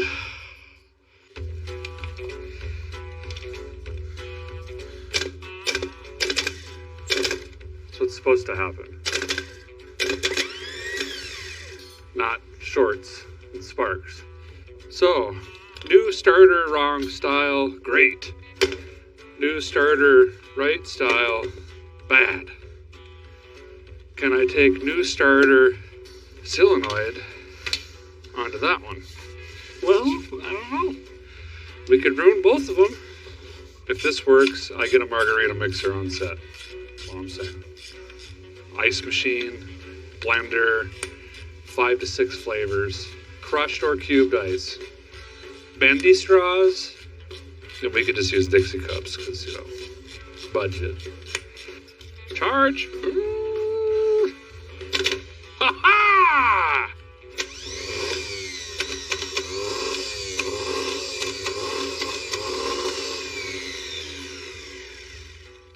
Got it. So this guy shorted out junk. Now I get to put it in for, what are we on, 17 installs? Can't buy new parts anymore. You can't trust them. Can't trust them at all. I have never fought a starter like this in my life, I don't think. Here. The battery's still hooked up there. It smells like burning eyebrows down here. Oh wait, it is. I'm gonna throw something down here. It's either gonna fire off or it's not. And if it doesn't, then we don't have spark. All right. Bring the thunder! Yes! Boom! Let's go. No, I'm kidding. We got a lot of work to do. This sounds great. It's not knocking. It's not smoking. Yes. You know, other than the 17-day starter battle, it was pretty easy, actually. Wait. Maybe I should test the transmission first. There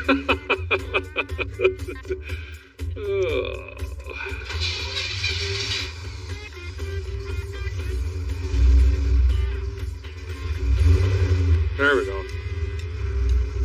Yeah. Nice soggy reverse with a little bit of drive. Man, we're golden.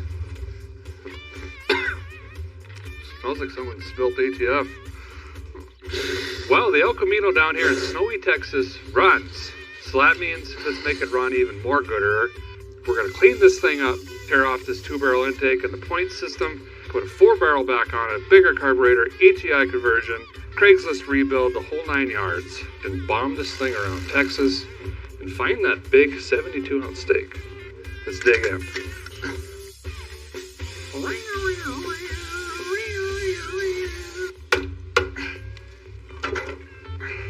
Oh, clean separation.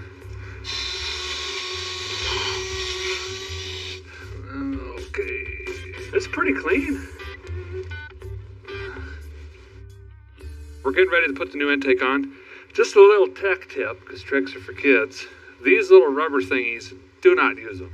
They have little provisions to snap into the block, all cute like, but 99.643% of the time, these squish out after some time and create massive oil leaks on the front or rear of your engine. So throw these away, and we're just going to use some room temperature vulcanization cream and just kind of weld in our own bead, front and rear about a 1/4 inch, and then we'll plop on our new intake. It goes a little something like this.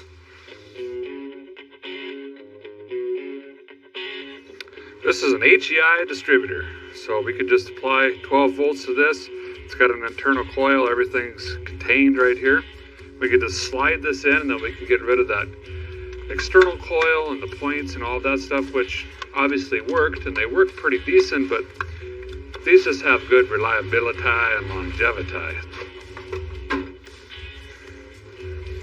Pulling all the sparkulators, massive oil, carbon, soot.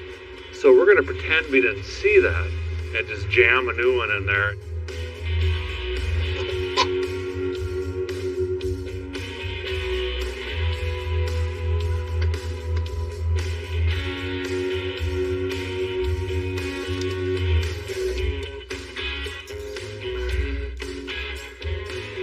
Well, we snazzed up our engine a little bit here. Now, obviously, we didn't have to do this, but you know, we wanted to add a little bit of torque, a little bit of power, and ultimately we want to cruise around Texas, so we want to have that. We did that with an air gap dual plane intake here, and then we put the 600 Holley 4-barrel on here with electric choke. We got the HEI in here, and of course, you had to go with the chrome kit. Might get us home, probably not. I got a little bit more to finish up, some wiring, some vacuum lines, but we're running out of daylight, and the real feel is now 8 degrees, starting to get a little chilly. So I think we're going to call it for tonight. See you in the morning.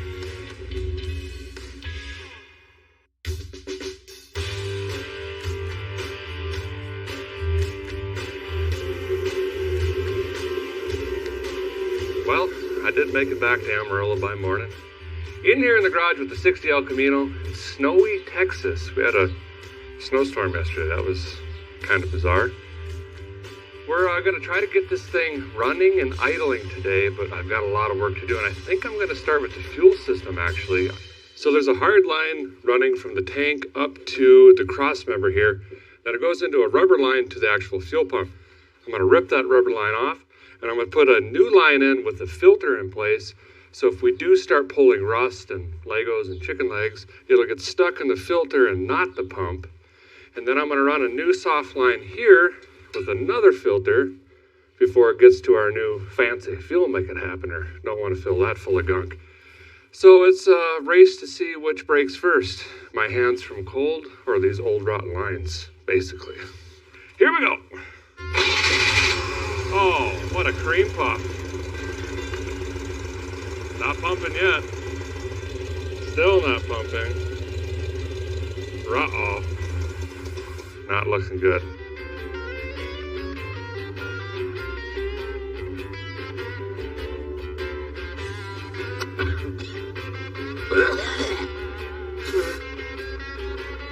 Confirmed it's plugged. Look, truck, not car. Also, I was just laughing at myself yesterday. 1994 is 30 years, not 20.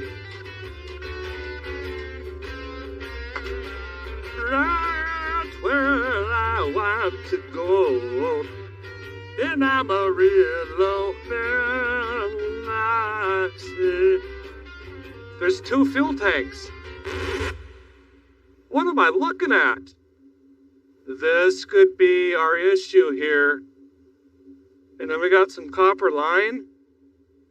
Well, there might be a switch up here. Found it. There's a ball valve that switches tanks. So now this got really complex because that runs to here and then to both tanks. I put fuel in the stock tank, but which one is that? I don't know. Now I gotta dig through all of this, try to figure out what's going on.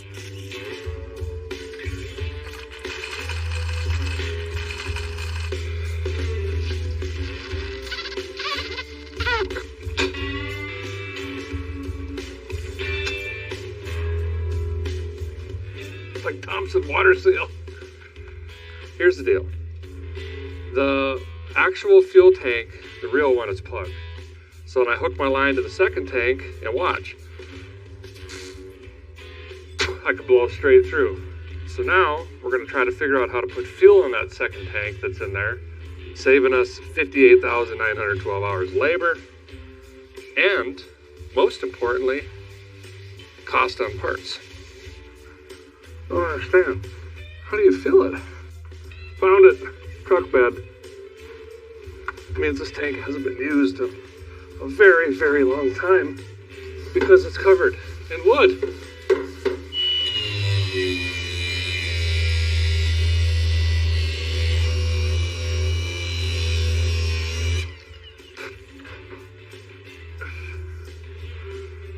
There's got to be a better way.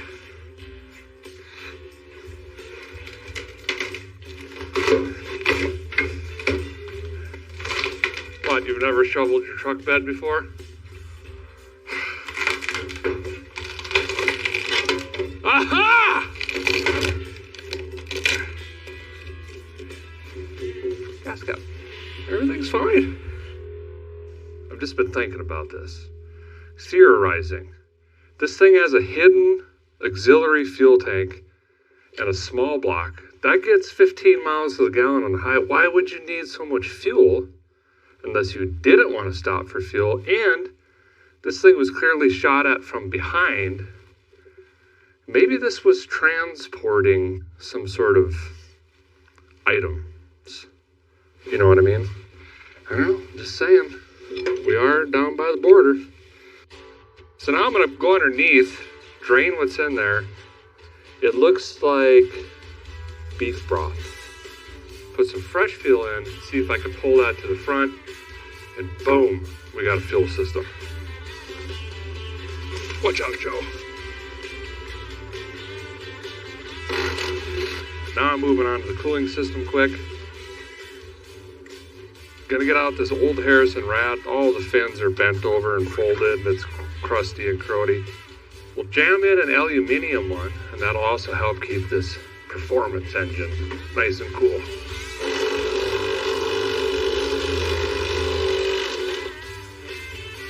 Well, ain't that snazzy?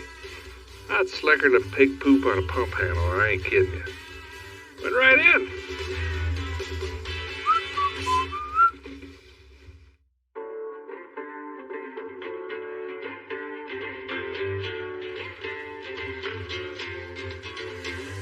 So here's where we're at here on this El Camino. We've got the oil change now. We've got a air gap intake, 4-barrel carburetor, HEI distributor, a little bit of chrome, new aluminum rad, spliced into trans-cooler lines. We've got new fuel lines. We've got it hooked to a mysterious fuel tank in the back that takes a shovel to access. And I think we're ready to go ahead and try to fire this up again, see if the head gaskets work, all of that stuff. Bring the thunders.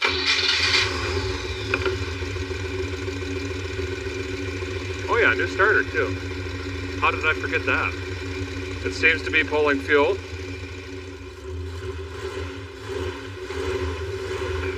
So all the old oil and grease and 58 gallons of ATF that I spilled. It's cooking off of the manifold.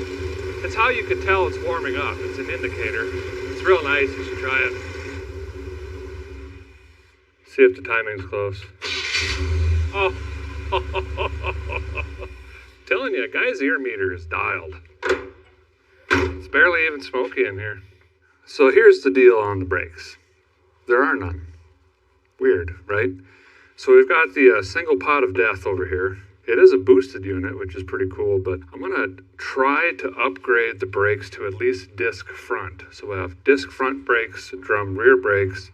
It'll make it quite a bit more safe and more fun to drive. But that's gonna be quite a bit of work. We're gonna have to try to convert all of this to a modern master cylinder like this one. This one's a 4-port master cylinder, which requires quite a bit of bleeding in 2 separate functions. We'll cross that bridge when the river gets here or whatever. But first, we're gonna try and put this in. Here we go. Joe, where's the 5/8? Ah! The instructions are a little bit vague when it comes to the rod and pedal assembly. The kit says, just take the rod out and put it in your new master cylinder and you have brakes.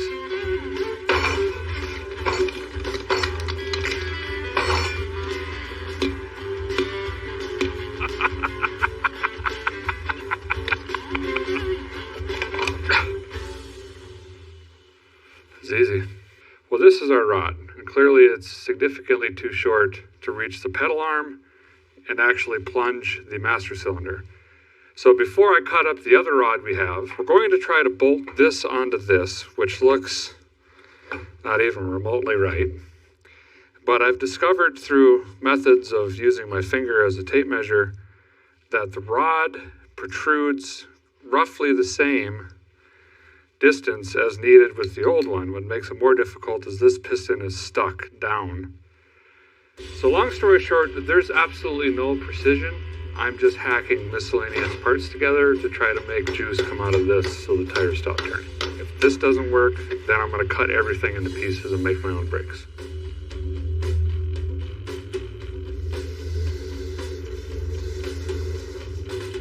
Somehow, some way, I think this bled. So we're going to keep rolling with it. What I'm going to do, instead of replumbing the entire truck, because we're moving the discs up front, leaving the drums in the back.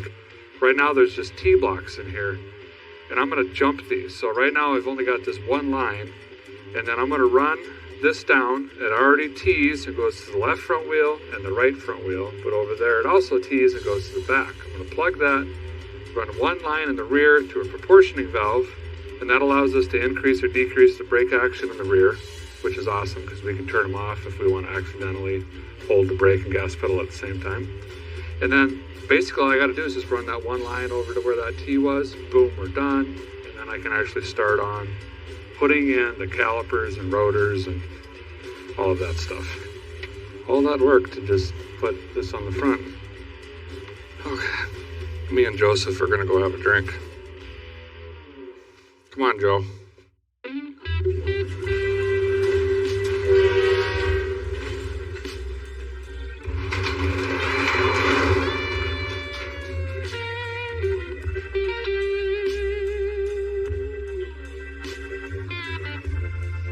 Well, the guy stayed last night until I lost light, but I was able to get all of the brake line hard lines plumbed. We have all of the brakes, except they don't currently work. Today now I've got to jack this up, get the front tires and wheels off, blow apart the drums, basically strip this thing all the way down to the spindle, and then rebuild it with the dinner plate brakes and the caliper and rubber soft lines and all of that stuff. It's going to be a long day of keeping my hands warm, keeping them busy, and hopefully here we're going to get some disc brakes in the front. I heard a rumor there's a 72-ounce stake somewhere around these parts. We're going to drive this thing there. I am bound and determined. Let's dig in. Rebuilding. Wow, this one's got some spray on it. Trying to get the bracket try figured out. This is going to hold the caliper. We'll be sliding the disc on. I don't know, I'm not used to these fancy brakes. The dinner plate.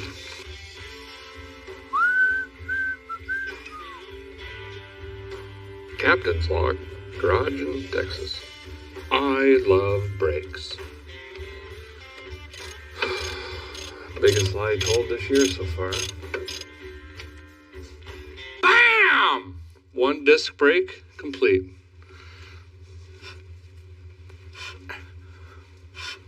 Needs to get worn in a little bit. Still need to bleed it, but now I'm going to move to the other side, rinse and repeat.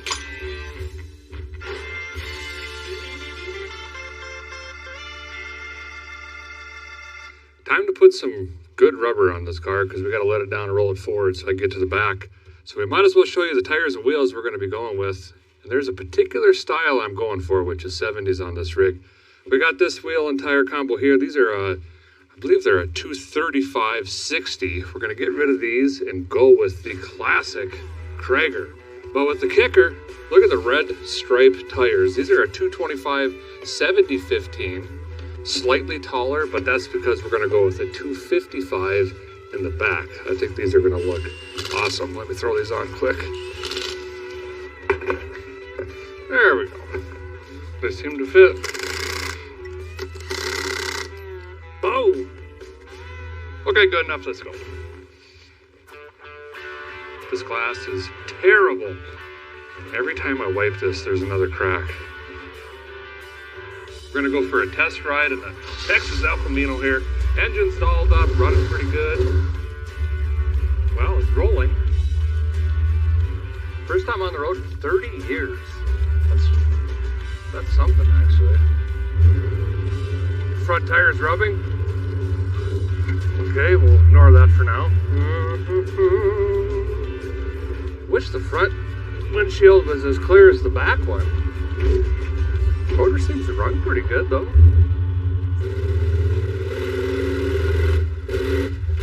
Second gear. Second gear. There's second gear. It's shifted. It's getting better. You just gotta drive these old rigs. They'll come back around on you. I don't know who this guy is, but I'm pretty sure I'm related to him based on how he's dressed. And I don't think he's leaning. You see, he's saying, my back hurts. It runs, it drives, it shifts, it steers, everything rubs, it's terrible, it's sloshy, and there's no brakes. So this drive's going really good.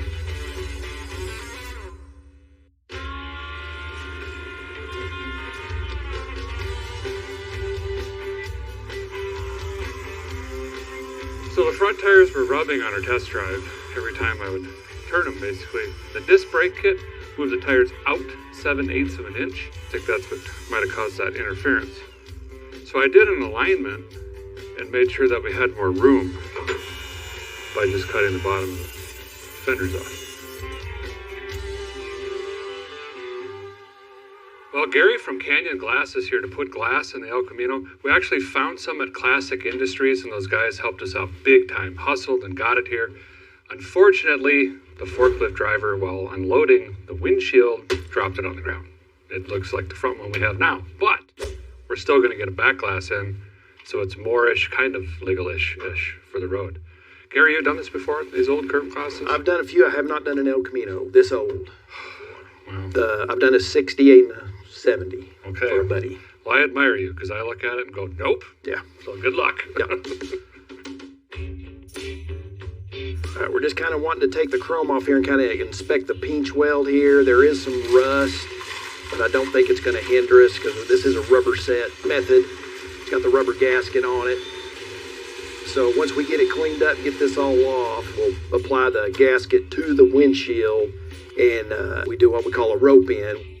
The rope pulls the lip of the gasket over the edge of the pinch weld, which was really common on the older cars and stuff.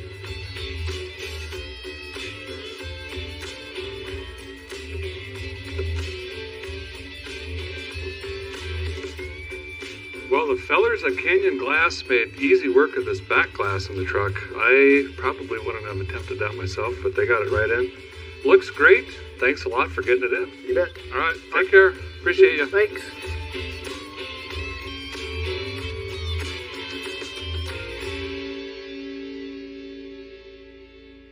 All right. Since it'll stop and it'll go, Let's get the hood back on this, run it down to a car wash, wash 30 years of filth off of this thing so we can start working on the exterior looks. There we go. Brake check, muzzle. Oh yeah, we skid. Oh, look at all the dirt flying out of the back. We really loosened her up. All right, what do we got? Lava. That doesn't sound good. Bug prep, we need that. Blasters, yes. Triple wheel scrubber. Okay, we're going with the big dog. Here we go. Such a bad idea all of a sudden. Okay. Yep. There we go. Now we're scrubbing. Hopefully the windshield doesn't cave in. Okay. So far, so good. Now get that tailgate good. Oh no, here comes the high pressure. Oh, it's off. Never mind. This is a very confused car wash machine. What is happening? Excuse me. What are you doing? Oh, it's a wheel scrubber. Never been in something like this in my life. Watch the paint up here. Why is it so close? This one's just flapping around. This one's gouging the fender in. That one's doing nothing. You're fired. Oh. Okay, we got some colored stuff. That's not much foam for 15 bucks. Look at the side windows. That's not much foam for 15 bucks. I don't think that's gonna clean it. It's just a really lazy, oh wow, this is like a different color foam of some kind. Oh, okay. No. Spot-free rinse. Well, I'm seeing spots everywhere. Rip off.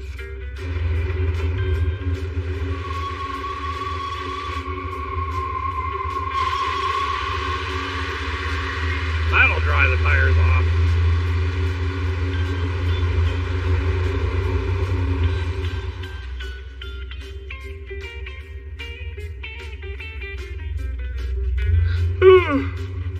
We just got kicked out of that car wash. That's all right. I was going to ask for a refund anyway. Junk. Well, car wash, not successful. Testing our first burnout. Not terribly bad. Not terribly bad. Too nice of tires to be doing burnouts though. So we got the Vice Grip Garage gloss wipe on clear coat here, and then we'll throw in our clear coat catalyst, mix it up. And then all we have to do is just take this applicator pad and just wipe this on. Nice even strokes. A little goes a long way with this. You don't have to mix a whole can. And this thing is going to be shining in no time. Oh, wow. Clear coat everything.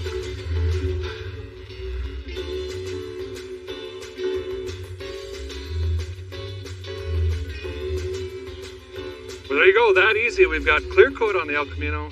Talk about a transformation. It looks awesome. Gonna go ahead and drive it back into the garage and let it dry for the night. See you tomorrow.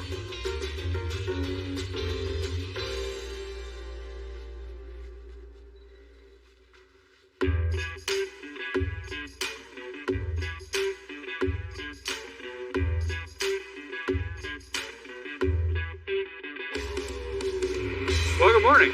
Back on the El Camino. It's time to lower this thing improperly goodliest. The wrong way. We're going to do our best to do it the wrong way. Using the torch. We're going to heat the coil springs up, apply some pressure, bounce it. Let me know when something's on fire. Should be able to drop this thing 2-3 inches easily. Because right now it's all kind of tooted up. We don't want that. Got to seat it. Bop, bop, bop, bop. Another successful lowering job. Now it's got a little bit of a rake. We can show off those beautiful Kragers. It's looking good. But I got pieces of rat bones and bags blowing around in the cab. Power bait. Power nuggets. The only thing they baited was more rats. Let's take this old yucky carpet out, try to put some new carpet in, clean up the interior. Man, it stinks in here. It's terrible. Oh, wow. Look at all the rust. The cab is completely separated. You can see outside. It's not even hooked to the floor. There's about a 1 inch to 3 1/4 inch gap along the whole back of the cab here. And being this is a unibody, it's going to take some work, to patch this up. It needs a floor pan. Have to fabricate some stuff in here. So we're going to go ahead and fix this. Otherwise, water's going to keep coming in. It's going to ruin the carpet. So we're going to do a little fabrication here. All right.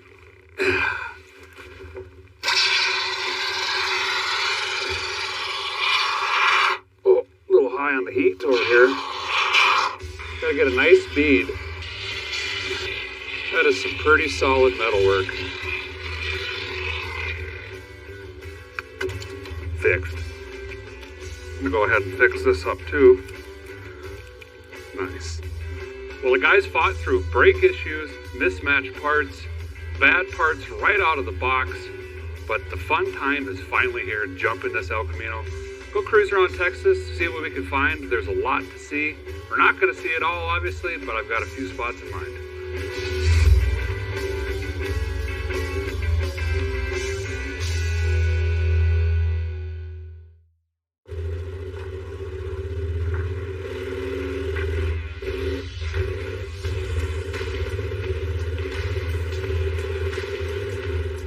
So when a guy found this El Camino in Texas here, it had been off the road for 3 decades, 30 years. And it didn't need a ton of work, but we got her fired up. And it's not perfect. And yeah, I cut corners, and there's things we could have done better, but we did it on a budget. We did it in a few days. And that's the point, getting these old cars back on the road where they belong instead of just rotting away. So now we get to enjoy this old rig, go cruise around. We got some scenery coming up here. I think we might even try to find the Cadillac Ranch. The fucking cars in the old bean patch. There's a fire in the barn and the place stays packed. Now they call it the Cadillac Ranch.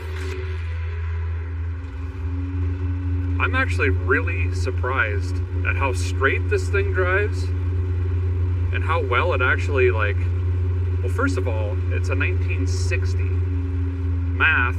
That's a lot of numbers, old, right? And then we torched the springs. And I'm telling you, it ain't that bad. I gotta be honest. Just like a whippersnapper right off the showroom floor. How fast are we going? 60. Oh man, paint's gonna peel off. This poor thing, after sitting all these years, threw it right on the highway, clipping 60, no issues. It's just incredible. It's only gonna start running better as we go too. You gotta get these things out and blow the webs out of them. Ooh! We're gonna swing into the baby Grand Canyon. That looks awesome.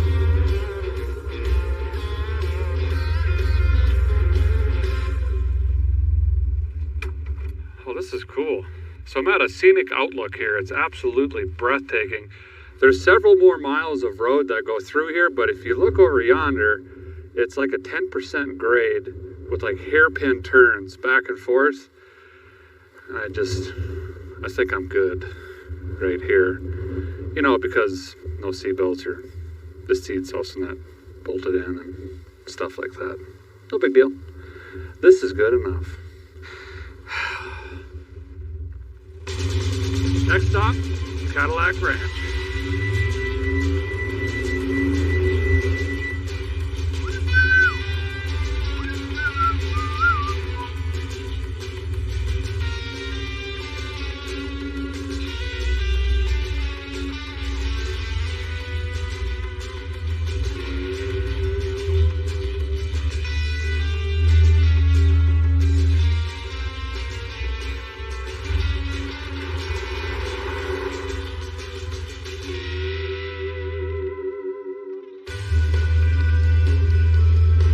So this is really, really cool. A guy actually got permission to drive the El Camino into the field right up next to the Cadillacs. It's just all fins. This is going to be really cool.